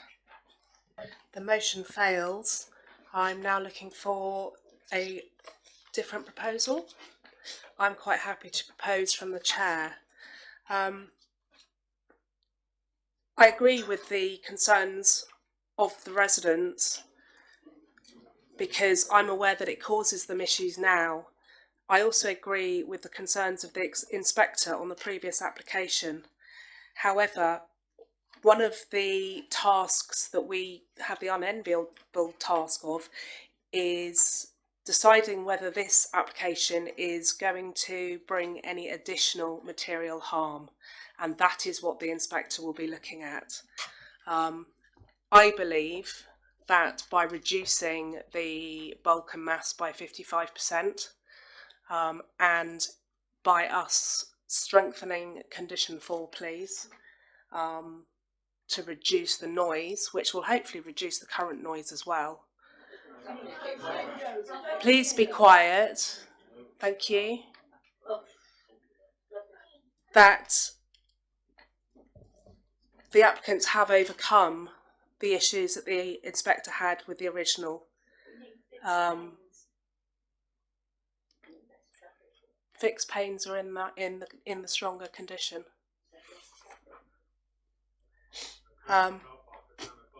However, I'm sorry, I'm going to have to ask you to leave if you can't be quiet.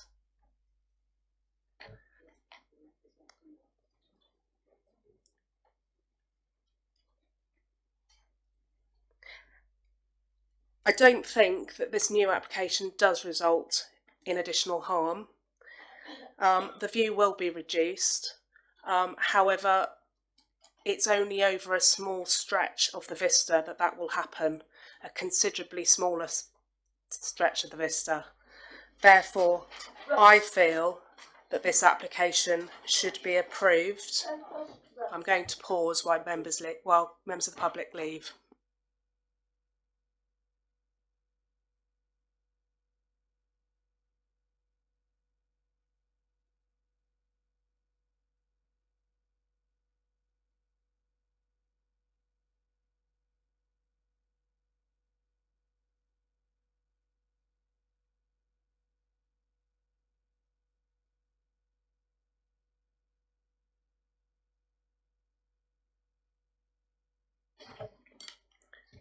I don't believe that there will be additional material harm caused by the new application, and therefore I move to approve the application with the additional strengthening of condition 4. Councillor Jones. Thank you, Chairman. I am not able to accept this proposal. It has been very clearly shown that there will be additional harm. You said, I believe, that the view won't be reduced. I notice you did correct yourself and say, yes, it would.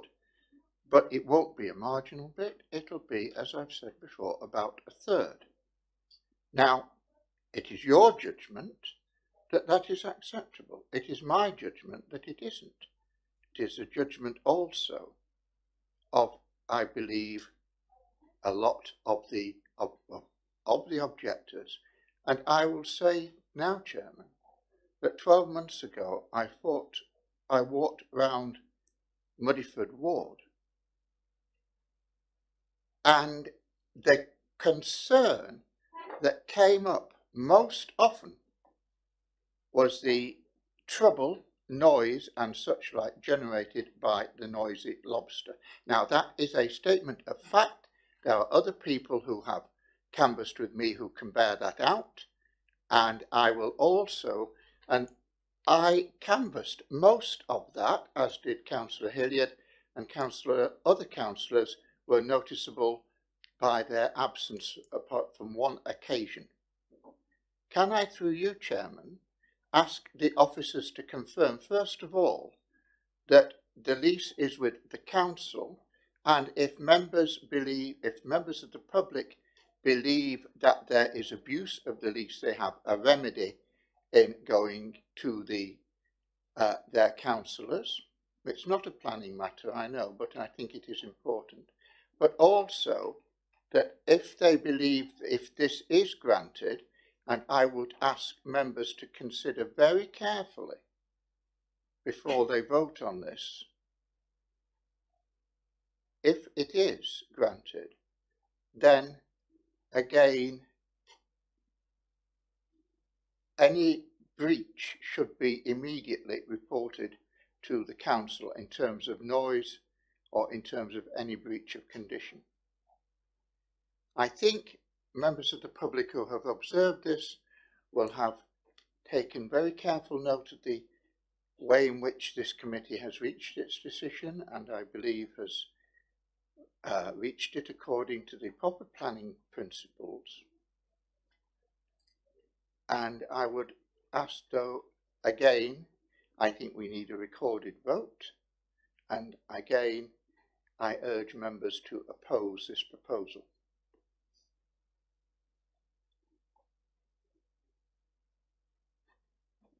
Thank you, Councillor. And through you, Chair, just to answer the lease position, you're indeed correct. The lease will contain covenants and obligations and reciprocal duties in terms of obeying and conforming to the leasehold interest.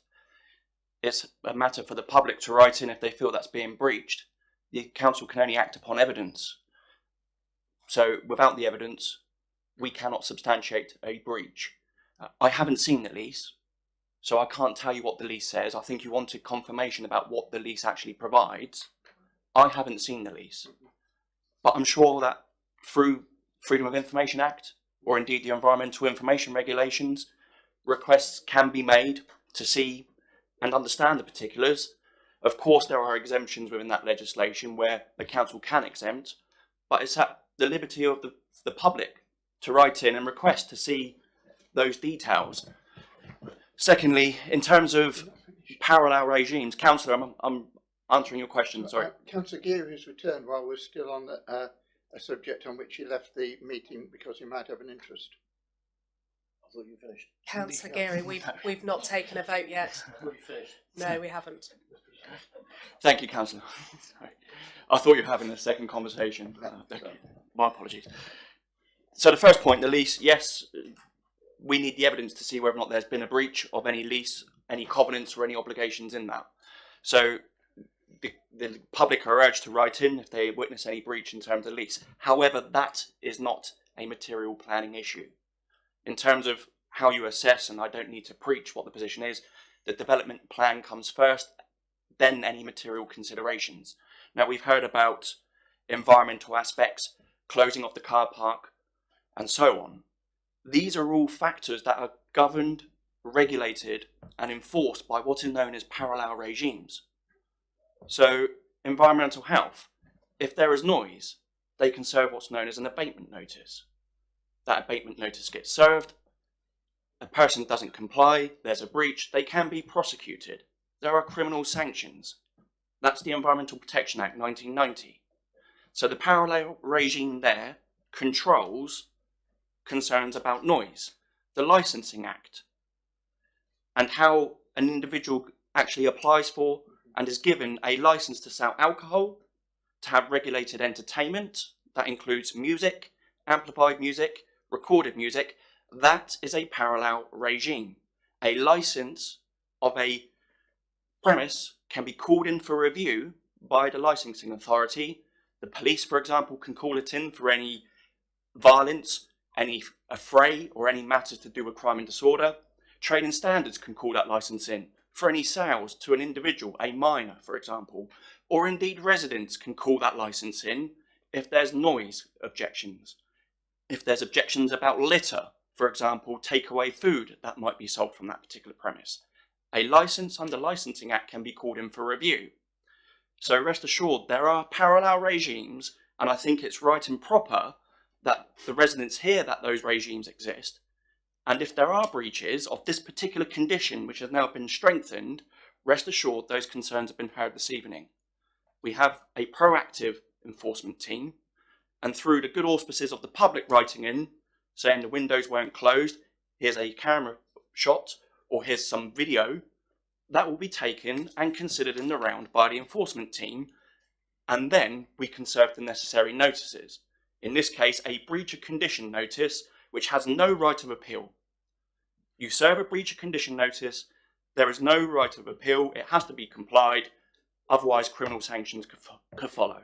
So I take your point about the lease, they can write in and ask for the actual particulars under the Freedom of Information Act or Environmental Information Regulations, and then the parallel regimes is where we rely upon the public to actually provide the evidence base.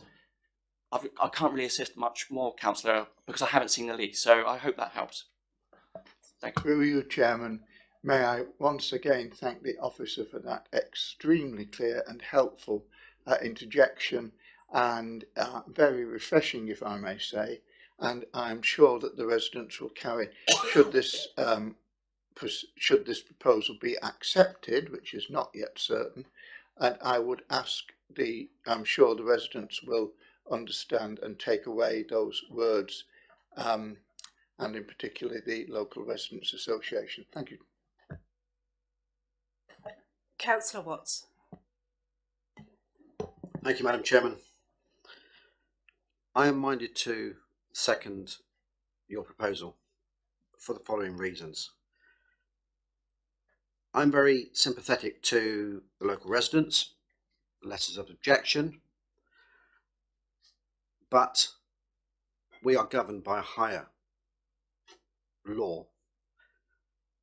The inspectorate has made a decision. Our officers, who are professionals, have looked at his decision, looked at this application, and they are minded to grant it.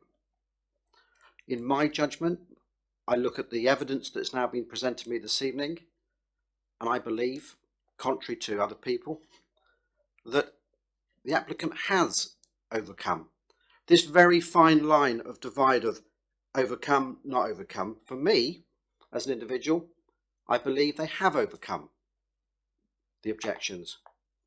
That is why I did not support the refusal. And that is why, because we are bound by rules, law, legislation, I am happy to second this. Thank you, Madam Chairman. Councillor Jones. I should say a point of information. May I ask the officer if, in her opinion, this is a balanced decision or a decision which it would be an application which would be unreasonable to refuse? Councillor, what you have in front of you is you have officers' view of the impact of the development as proposed, obviously looked at against the scale that it was at when it was refused and supported by the planning inspector. So in my opinion, it is a matter of everybody's individual opinion, as you yourself have said. So in that case, it can only be an on balance. You have the officers' side weighed there, and it's down to members to weigh it themselves. Thank you very much. Do we have any further debate? Councillor Bath.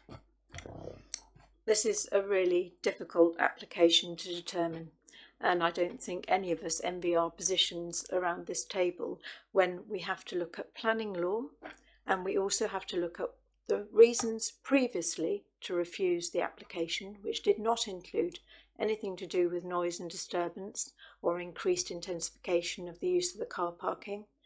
And we have to look at the inspector's report and what he has considered is the reasons that he upheld our original refusal.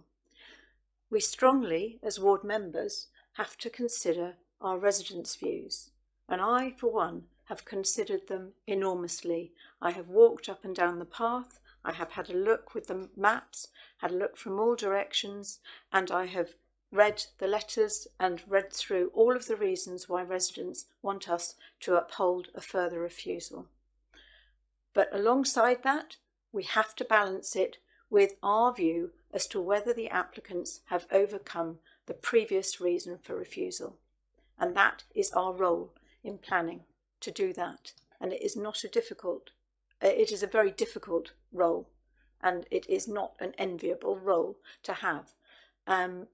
But I believe the applicant has overcome the reasons previously given for refusal. And despite my strong wishes to be able to uphold what the residents want, and I quite understand their reasoning and the noise and disturbance that they currently experience, which our officer has very clearly voiced that we can address through other measures. However, I do believe that this applicant has overcome the previous reasons for refusal, and that's why I will support approval in line with what our officers have suggested. Thank you, Councillor Bath. Do we have any further speakers? Councillor Neal? I think the problem is that some people say, I don't like this, and they try and find the answer, but I don't feel that the answer has been found. According to the planning law and the national planning framework and all the rest of it, it has actually produced the result that we have sat here and decided tonight. I can't see any reason why we can refuse it. We've strengthened conditions, which I put forward, as did you, for the condition 4, to try and help the public by not having part of the issue that they've raised, i.e. the noise. I can't honestly feel that if we was to refuse this, that we would not be putting our heads in the noose and be charged fees for a later date, because in policy and law, there is no real reason this can't go ahead. So for that reason, I have to support it. I might not like it, but I have to support it.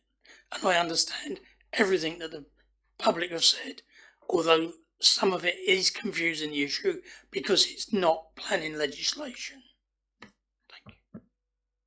Thank you for that, Fred. I think we all feel very similar regarding of whether we feel this should be approved or refused. I think we all have found this very, very difficult and potentially all agree with the residents to a certain degree. I'm going to take this to the vote now. As requested, it will be recorded again.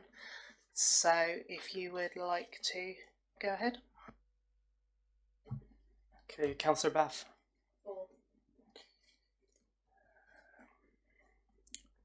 Councillor Hall. Against. Councillor Mrs. Jones. Against. Councillor Mr. Jones. Against. Councillor Neal. For. Councillor Smith. For. And Councillor Watts. For. That's... That application is approved.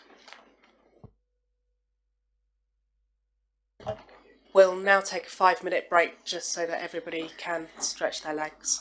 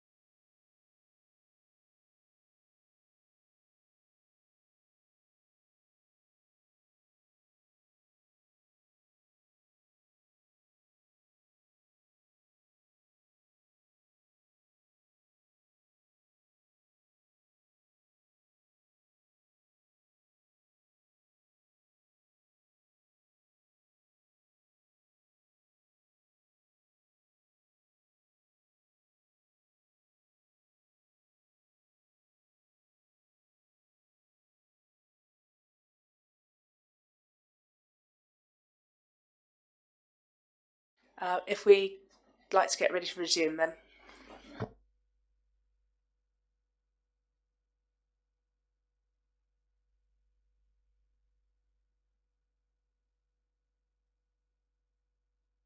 So we now move on to item 4D, 1 Poppy Close. Thank you. This is an application to form an additional dwelling. I will just use this plan to explain, because I think it's quite, otherwise it's going to be quite difficult when we go through the plans. This is the application site marked in red. The blue land is the original host dwelling. This part here is an existing 2-storey extension. There was previously a garage there, and this is a garage replacement, single storey, in this location here. So the proposal is to create further extensions, a further 2-storey extension in this location here, put a porch on the front, and to sever this part of the building from the original building so as to form a new dwelling. As members can see, it's currently a pair of semi-detached properties. This would of course form a terrace of 3, with this being the end terrace. If you look at what you can see on the plan, you will see that the area is characterised by semi-detached and some terraces of 3 buildings. Also, this application follows a previous refusal for a similar scheme, where the only prime reason for refusal was the loss of open spaces, namely this one, and also the fact that in part that this wall is brought closer to the back of the pavement.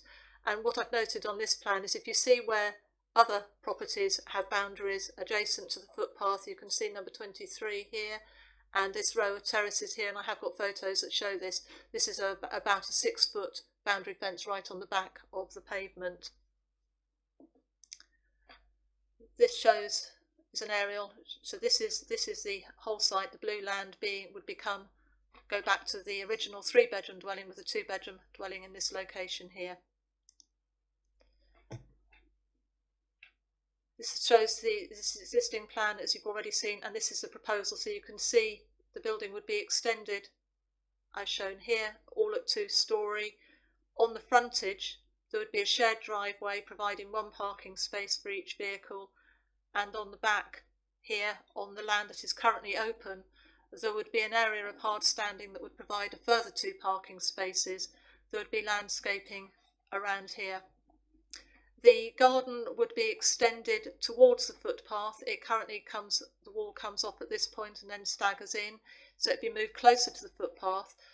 This scheme actually moves the wall back only about 0.3 of a metre, but it allows a 1.3 metre strip down here, which can be landscaped. It also moves the back fence out by about a metre, bringing it in line with the rear boundary of the adjacent property. Rear accesses to each garden would be provided, so the expanded garden would be subdivided to give amenity area for both of the new properties. This shows the refused scheme. The key difference is that in this application there was a proposal to construct a double garage in this location, and this was a cause of concern because it's causing enclosure in an otherwise current open place and putting quite a substantial building on that part of the site. Have some views here. This is the application property. You can see the existing 2-storey extension and the attached single garage here. This is the property opposite, where the current or the existing boundary line is about similar distance to that which is proposed, and you can see there is some landscaping along here. This is the side of the application property. You can just about pick up the verge here. It doesn't show in perspective quite how wide that is at the moment. You can see it's quite barren, quite a sort of harsh edge. So with the boundary coming closer to the back of the footpath but leaving an adequate area for some quite substantial planting, this area would be softened along here. This shows the rear of the building, so a very similar form of enclosure would be reconstructed but about a metre further back onto this open green space here. This shows the open green space here, where the 2 parking spaces would be provided, 1 for each, and there would be a dropped curb along Primrose Way here to provide access to those, and that too would be landscaped around it. These are just larger versions if members wish to see them closer. And this again shows the back of the property with the terrace of 3 adjacent to the open land where you have a brick wall and a fence. I would imagine this is over 2 metres in height, although I don't actually have the measurements hard on the back of the pavement. This shows the refused scheme, so there are no changes to the outline of the proposed new dwelling, but you can see here the extent of the double garage that was to be provided at the end. So that would have provided 2 parking spaces for each of the properties at that point, plus on the frontage as well. This shows you the existing front elevation. This would will revert to being a 3-storey, become terrace property, the existing 2-storey extension and the single garage, and then this would be the new dwelling here. The porch also comes forward to extend it up in line with the frontage of what was the host property. So this would be property 1 and property 2. Side elevation, it's just showing the existing side elevation with the wall being brought forward with some landscaping in front of it. And then the rear elevations, just a reverse of the front with this projecting element here. These are the existing floor plans, so you can see the extension here is linked and then becomes separated again, such that you have 3 bedrooms here and 2 bedrooms here. And those are just some pictures showing other dwellings within the area. By the removal of the previously proposed double garage and the landscaping around both that hard standing and along the new boundary wall onto Primrose Way, the revised plans are considered to provide adequate parking for the 2 dwellings in a way which does not cause harm to the character and appearance of the area, including unduly impacting on openness, which is a characteristic of this estate. This addresses the 2 main reasons for refusal on the previous application. There was a 3rd reason on the original application which related to the lack of a heathland contribution. We have in this case had a completed unilateral undertaking to make that payment. As in the refused application, there are no objections to the principle of creating a new dwelling in this location or to the design of the extensions that are necessary to form that building, nor are there any concerns about impact on the amenity of neighbouring properties. For these reasons, the proposal is recommended for approval, subject to the conditions which are set out in your report on pages 60 to 62. Thank you. Thank you. We have a speaker for the application, Mr. McKeon.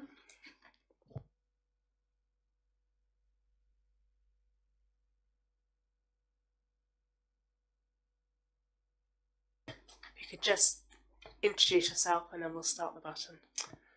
Thank you, Chairman. My name is Neil McKeown. I'm a planning consultant from Puretown Planning, speaking on behalf of the applicant. An application for similarly sized, or actually identical dwelling and plot severance was refused in September 2017. However, of crucial importance to note is that this was due to the proposed rear garage of Primrose Way, as being incongruous to the street scene and harmful to the character of the area. The revised scheme amends this proposal to overcome this specific objection. The proposed dwelling and plot severance was previously deemed acceptable, and as such, there is no objection in principle to the new dwelling in this sustainable location under the current proposal. The proposal reflects the scale, design and setback of dwellings fronting Poppy Close and will not appear out of keeping in the street scene. To the northeastern boundary is a grass strip adjacent to the footpath on Primrose Way. The proposal sees a new garden wall allowing for 1.3 metre grass verge to be retained to this boundary. The previous garage block has been removed, with a reduced area of hard standing in this place, providing 2 off-road parking spaces, which has been deemed acceptable by county highways to certain dwellings. As the space to the rear is not in public land, it has been for the sole responsibility of the applicant for the continued upkeep and maintenance of this space.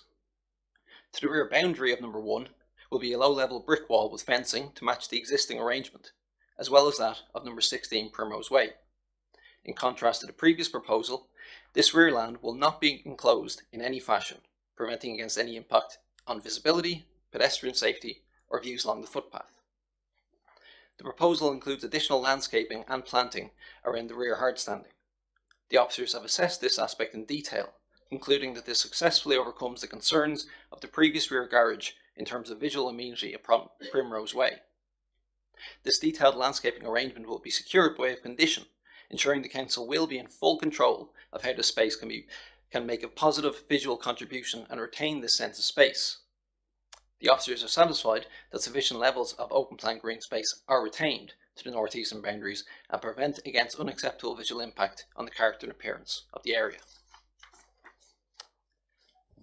As the building's siting, scale and window positions remain unchanged, this safeguards against any loss of light or impact upon neighbouring privacy upon Poppy Close. The new dwelling's subordinate ridge and eaves height, number 1, ensure its low-key presence on the corner site. In conclusion, the officers determined that the previous objection to the rear garage block has been successfully mitigated under this revised proposal.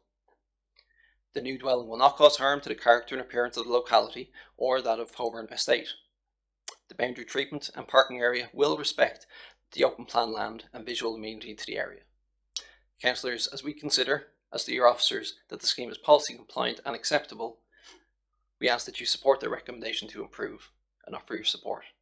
Thank you. Thank you. Now, members, we have Councillor Trish Jameson. Bear with me. Sorry to interrupt, but I did omit to tell members that since the report was written, we have received one additional letter of objection, but it raises no new issues. Sorry. Thank you. We have Councillor Trish Jameson wishing to speak. Everybody happy? Yes.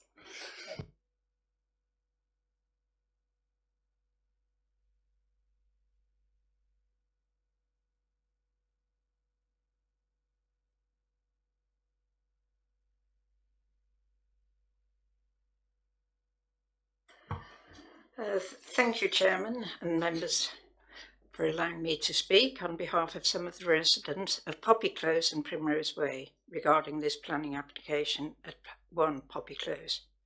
As you can see from your papers, there have been a number of objections to this application from local residents. Members, last year a similar application was put in for this site, with an extension to the dwelling and a garage on Primrose Way. This was refused by delegated powers. Members, this new application should also be refused for the following reasons. The extension to the property will create a terrace which is completely out of keeping with the current style of properties. This is certainly overdevelopment and should not be permitted.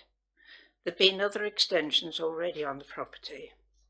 A new garage was converted to dwelling space, and with this latest application, what was once a semi-detached building would be converted to a terrace of 3 properties. The result of the above development would obviously cause parking problems in the area of Poppy Close, and the application proposes that this can be overcome by making a parking area in Primrose Way. Regarding the parking area in Primrose Way, this would cause significant loss of green open space, which again would be completely out of character. Members, Holborn Estate is characterised by its green open spaces and landscape plantings. If this car park area is allowed in Primrose Way, this could well be used as a precedent for others to turn green open space into car parks, thus resulting in complete change in the character of this popular estate. Members, Policy AG2 states that a new development must be compatible with or improve its surroundings in the architectural style, landscaping and visual impact. I do not believe that the proposed extension to the property at 1 Poppy Close or the car parking area in Primrose Way come near to fitting with this policy, and I trust that you will refuse this application on these grounds. Thank you very much. Thank you. We now go into questions.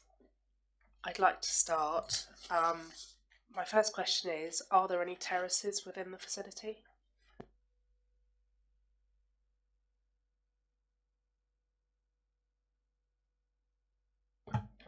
there is a terrace immediately to the south of the proposal in this location here. Thank you. Any further questions?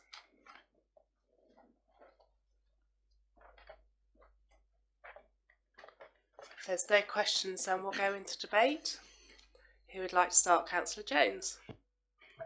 Thank you, Chairman. It is, after all, my ward, and that should actually means that I have the privilege of speaking first, according to precedent. Chairman, we heard a lot about a difficult application on the last matter that we debated, but I think many of us certainly found it quite clear. This one, however, is, I think, quite genuinely a very, very balanced decision. I am very familiar with this. I have walked around this estate, knocking on doors and delivering leaflets more times than I care to remember. And I've seen it grow up. I've seen it mature over the past nearly 20 years. And what characterises it is the open space, the open plan aspect of many of the areas, the generous, or relatively generous in modern terms, size of the gardens. And we now come to look at something which, to my mind, is a very contrived, very awkward development. Yes, there is a terrace, and I agree, I'm very familiar with it. But I would just sort of tentatively suggest that this development has just, like Topsy, it's just grown. It's grown in a, well, I hope it's not grown in a planned way, because that would be moving one step to another, and then creating an additional house, which we might, if it had come from nothing, have really major concerns about. But the provenance of this isn't a matter for planning. What is the matter is, will this application conform to the to planning policy? And as my colleague has said, there are doubts about this. Holborn doesn't have many terraces. Semi-detached houses constitute maybe 90, more than that % of the housing stock. And this is, to my mind, is an artificial terrace, and it looks like it. It's bits glued on and another bit glued on, and then another bit cut off, because I should be pleased that the applicant has recognised that people do have cars and want to park them, which is a very refreshing change. But parking them on what is green space, well, yes, it might not be obscuring it, but really, who wants to look at a chunk of concrete or asphalt or whatever? I have concerns about this. I agree that I would suggest, yes, it is a very balanced application. But looking at the photograph there, you can see that it's awkward, that the photograph, the chunk on the right of the photograph, it doesn't look as if it belongs somehow. It's an afterthought, it's been stuck on. I don't like this. It doesn't fit. It's not congruous with the street scene. It is, I think, a little bit of overdevelopment, and I propose refusal for the policy grounds that the ward councillor set out. And I'll come back to those if you were successful. I've just thought of a further question. The current open space, at the moment, could it be enclosed without permission?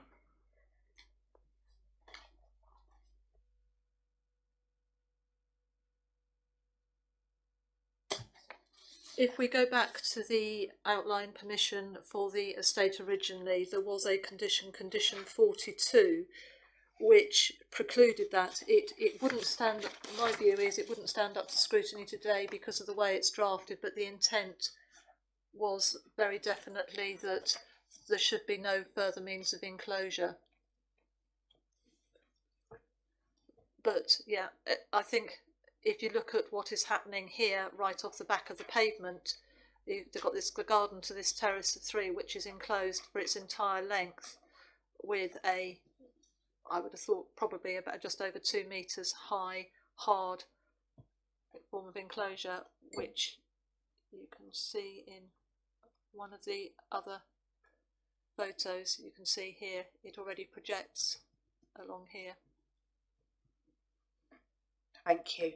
Sorry, next person in debate, I think Councillor Hall. Thank you very much, Madam Chairman. Well, it's a question as well first. Natural England at 702 on page 56, you're waiting for a response. I wonder if they were requesting a bat survey because it is affecting the roof.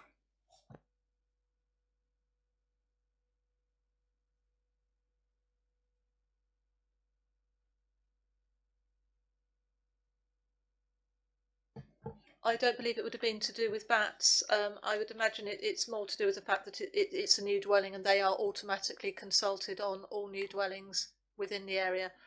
There's no open space. It doesn't meet the criteria for which we would look for anything to do with bats.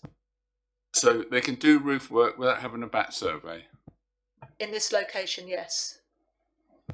Thank you for the explanation. So, Madam Chairman, I'm happy to second Councillor Jones for refusal, and I think it is overdevelopment. Thank you very much. Councillor Jones, did you propose? Oh, yes. Sorry, I wasn't. I Yes, didn't. he did. Yeah, I'm sure he just did. checking.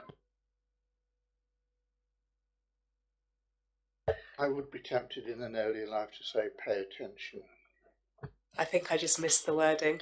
I heard that you were saying that you wanted to propose if the debate went that way, but I wasn't sure if you'd actually proposed.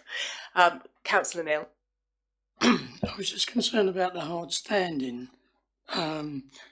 It doesn't actually give any wording about permeable surface. Would it normally be a permeable surface on the size of...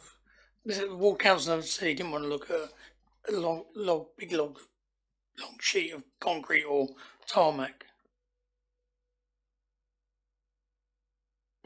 Condition 3 requires the submission of all materials, and we would be looking for a form of materials that was appropriate for its setting. And yes, being permeable would be one of those things that we would be looking for.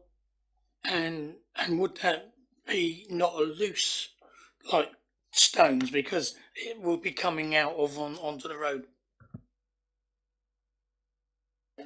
Condition 5 refers to the first 5 metres of a vehicular access being laid out and constructed to a specification submitted to us, and that would not be loose stone chippings. Councillor Watts. I do apologise, Madam Chairman. It is a question. It's a question of a point of law, if you want. To the previous speaker, 7.02 Natural England, sponsor waiting. If we haven't had a response, there may be a crucial piece of evidence nested in there that may change the decision-making process of this committee.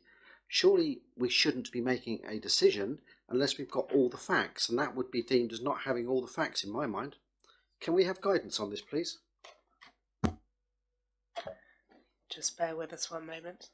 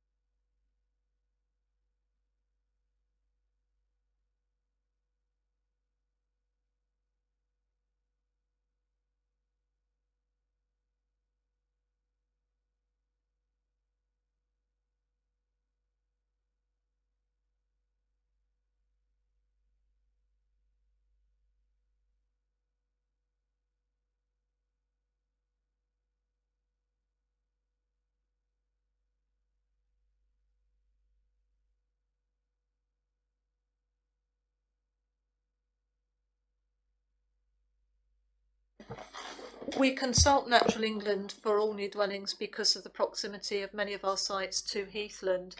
So they were consulted, they've had time to come back to us. It's not unusual, but that where it is not a matter that they are concerned with because of the heathland, that we don't always get a response from them. So I'm afraid I can't confirm. We consulted them, they have not come back to us at all to raise, and it's not that we're waiting for follow-up comments or they put a holding objection, which is what Natural England would do if they had any concerns or felt they needed additional information.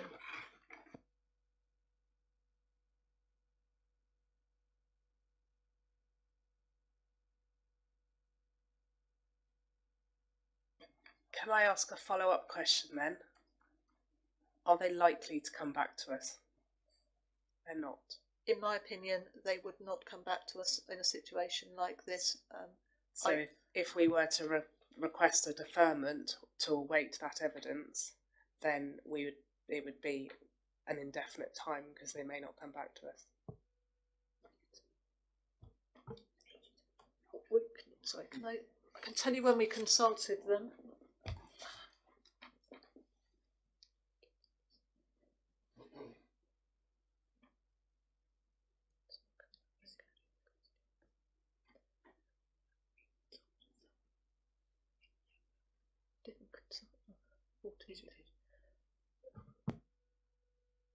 They were consulted on the 14th of November, so that's almost exactly three months ago.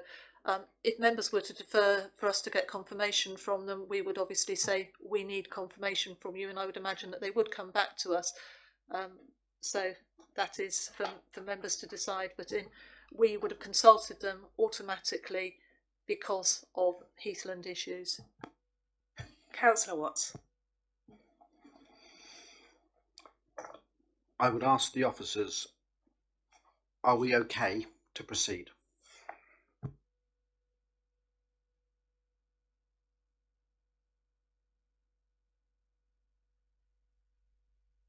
What they would be looking for would be an assurance that we have the proposal accords with the heathland policy, which it does, because as I mentioned, we have a completed unilateral undertaking which secures the required payment. So it has met the heathland policy. I think we can probably take from that as we have the unilateral agreement regarding the heathland, that we are happy to proceed with this. So we shall proceed. Councillor Watts, did you wish to say anything else? No, Madam Chairman. Do we have any further speakers? Councillor Mrs Jones. Thank you, Madam Chairman.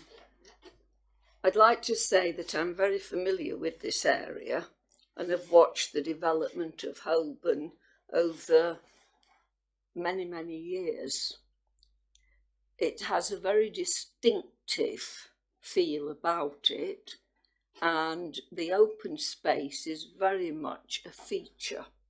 And I think this would be a retrograde step if we were to allow something that is, in my opinion, is not in keeping with the street scene. We moved from 1 to 2 to 3, and then we've got this very awkward parking area tucked in the middle of nowhere at a corner, which I would consider to be rather dangerous. I do not like this scheme, and I do not think it is in keeping either with the intent of the estate or with the local street scene. Councillor Bath. Thank you, Madam Chairman.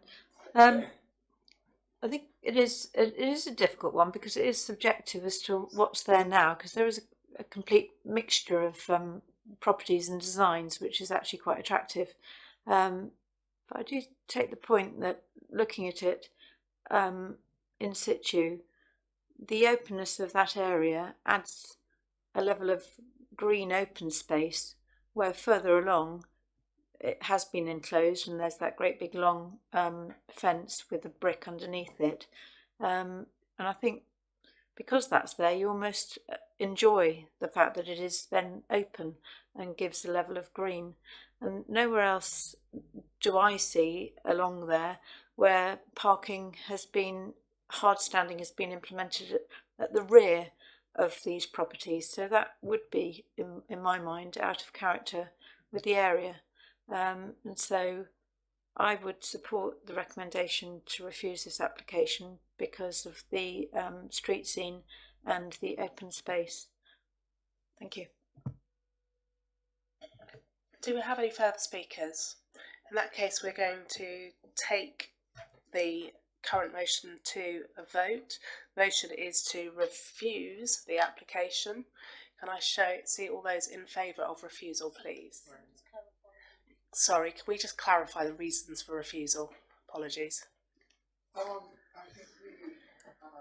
the council put it out that it is. Could you use a microphone, please? Apologies. That it would be out of character with the street scene and what's the word, cramped and unnatural form of development, something like that. Against H12. H12 also.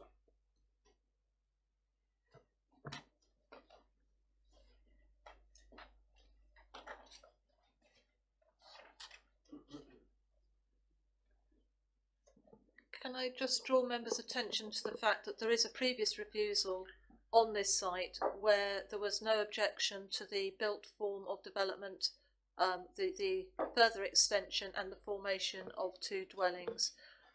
To add that as a reason for refusal at this stage could give us problems in the case of an appeal at defending that.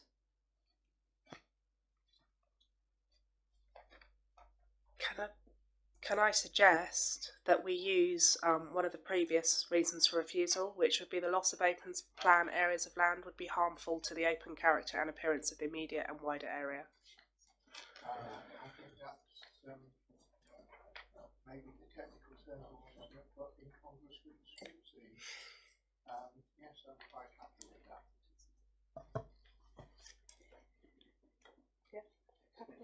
The word incongruous was actually in the previous reasons for refusal, which are set out on page 52.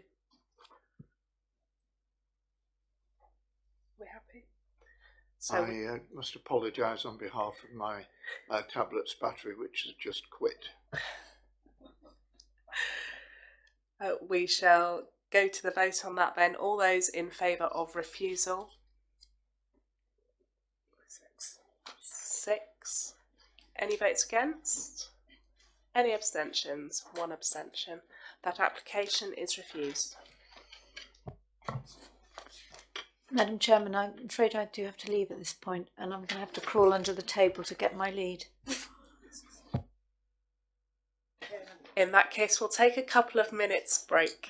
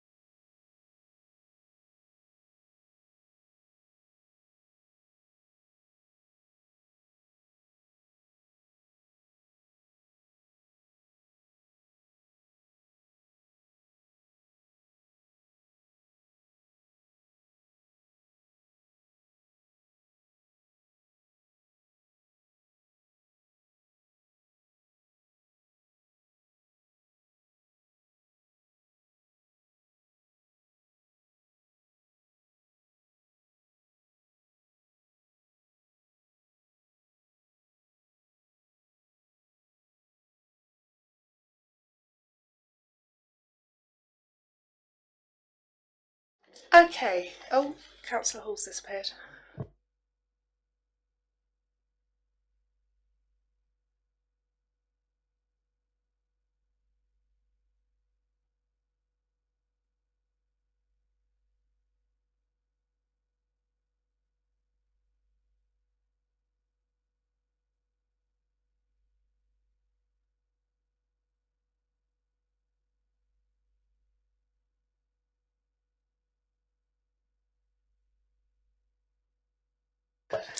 Okay, we're now going back to 4A, which is the Mayor's Parlour, 30 High Street. Hopefully, members, this one is less controversial than the other three here this evening. This is basically to, as it says on the tin, to replace the cupola on the top of the Mayor's Parlour with something that is exactly the same. As you see from the plan here, we have the existing and proposed. They're using the same plan from the last time the cupola was replaced in 1988, so there will be no change to the visual appearance of this listed building in the High Street following the works to replace the current failing cupola. Therefore, it is recommended to you for approval. It's my ward, but I'd like the mayor, as it's his home. Would you like to propose it, Mr. Mayor? I'd like to propose it. Can I please remind you to use your microphones? Oh, sorry. If it's legal for me to propose it, I'll propose it. Because it is my home for another few months. I would be delighted to second Second it, Madam Chairman. Thank you for that proposal. And second, we shall go straight to the vote. I'm assuming there's no questions.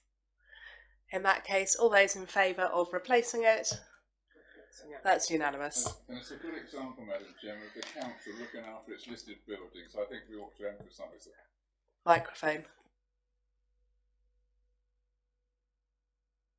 Microphone. I said the Mayor of Arlen, who was in our town today, which we looked after him for quite a while, was very impressed with the town and our Mayor's Parlour. Inside as well.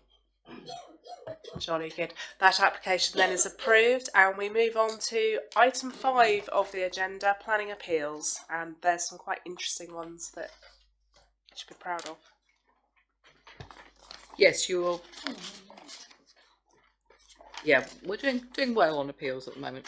The first one, I think, is the one that probably we'd like to bring to your attention, because this was one that, again, there was a long debate over this matter. Members may recall the application for the floating houses that came to you last year, where you had a presentation by the gentleman who said he'd written the NPPF area of the legislation that relates to floating houses, or he thought it related to floating houses and flood risk. We've got a very strong appeal decision where the inspector backed your decision 100%. You were right to refuse this application. There is nothing within the legislation that says you treat an application for floating houses in any other way than you do for normal houses. In an area of high flood risk, we should not be putting houses in floodplains. And he actually went further than your concerns on it, and actually questioned how sustainable this form of development was and how safe this form of development was. So it was a very good decision, and it has already been widely reported in the planning press. So you're also famous. I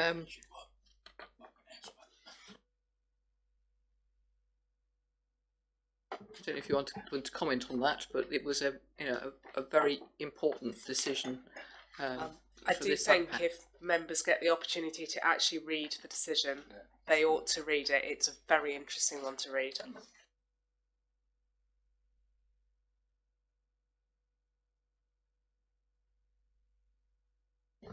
As you will see from the report, all the rest of the appeals were also dismissed. So we've got a very good hit rate at the moment. The second two are basically backland applications. Here the inspectors have refused the applications. That's unusual because we seem to be going in sort of peaks and troughs with the inspectors. Sometimes they seem to allow everything that's a backland that we think is unacceptable, and other times they seem to be approving everything. So at the moment they are dismissing appeals on backland. The one that I have to bring to your attention as well is where you beat us one, which is 2 Amblewood Drive, where the committee, where our office recommendation was to grant the consent. The inspector dismissed the appeal, so it proves we can also defend your decisions quite happily. And there the inspector did take account of the impact and the noise and disturbance from the long access drive to the property. So say, a very good hit rate. We're very pleased with those decisions. Madam Chairman, I'd like to thank the officers for doing such a wonderful job, because it is difficult to win, especially when the members go against their decision and then still have the, you know, the ability to go and fight that, although they didn't agree with it. I think it's brilliant. So thank you very much. I totally agree, and with that, I will draw the meeting to a close.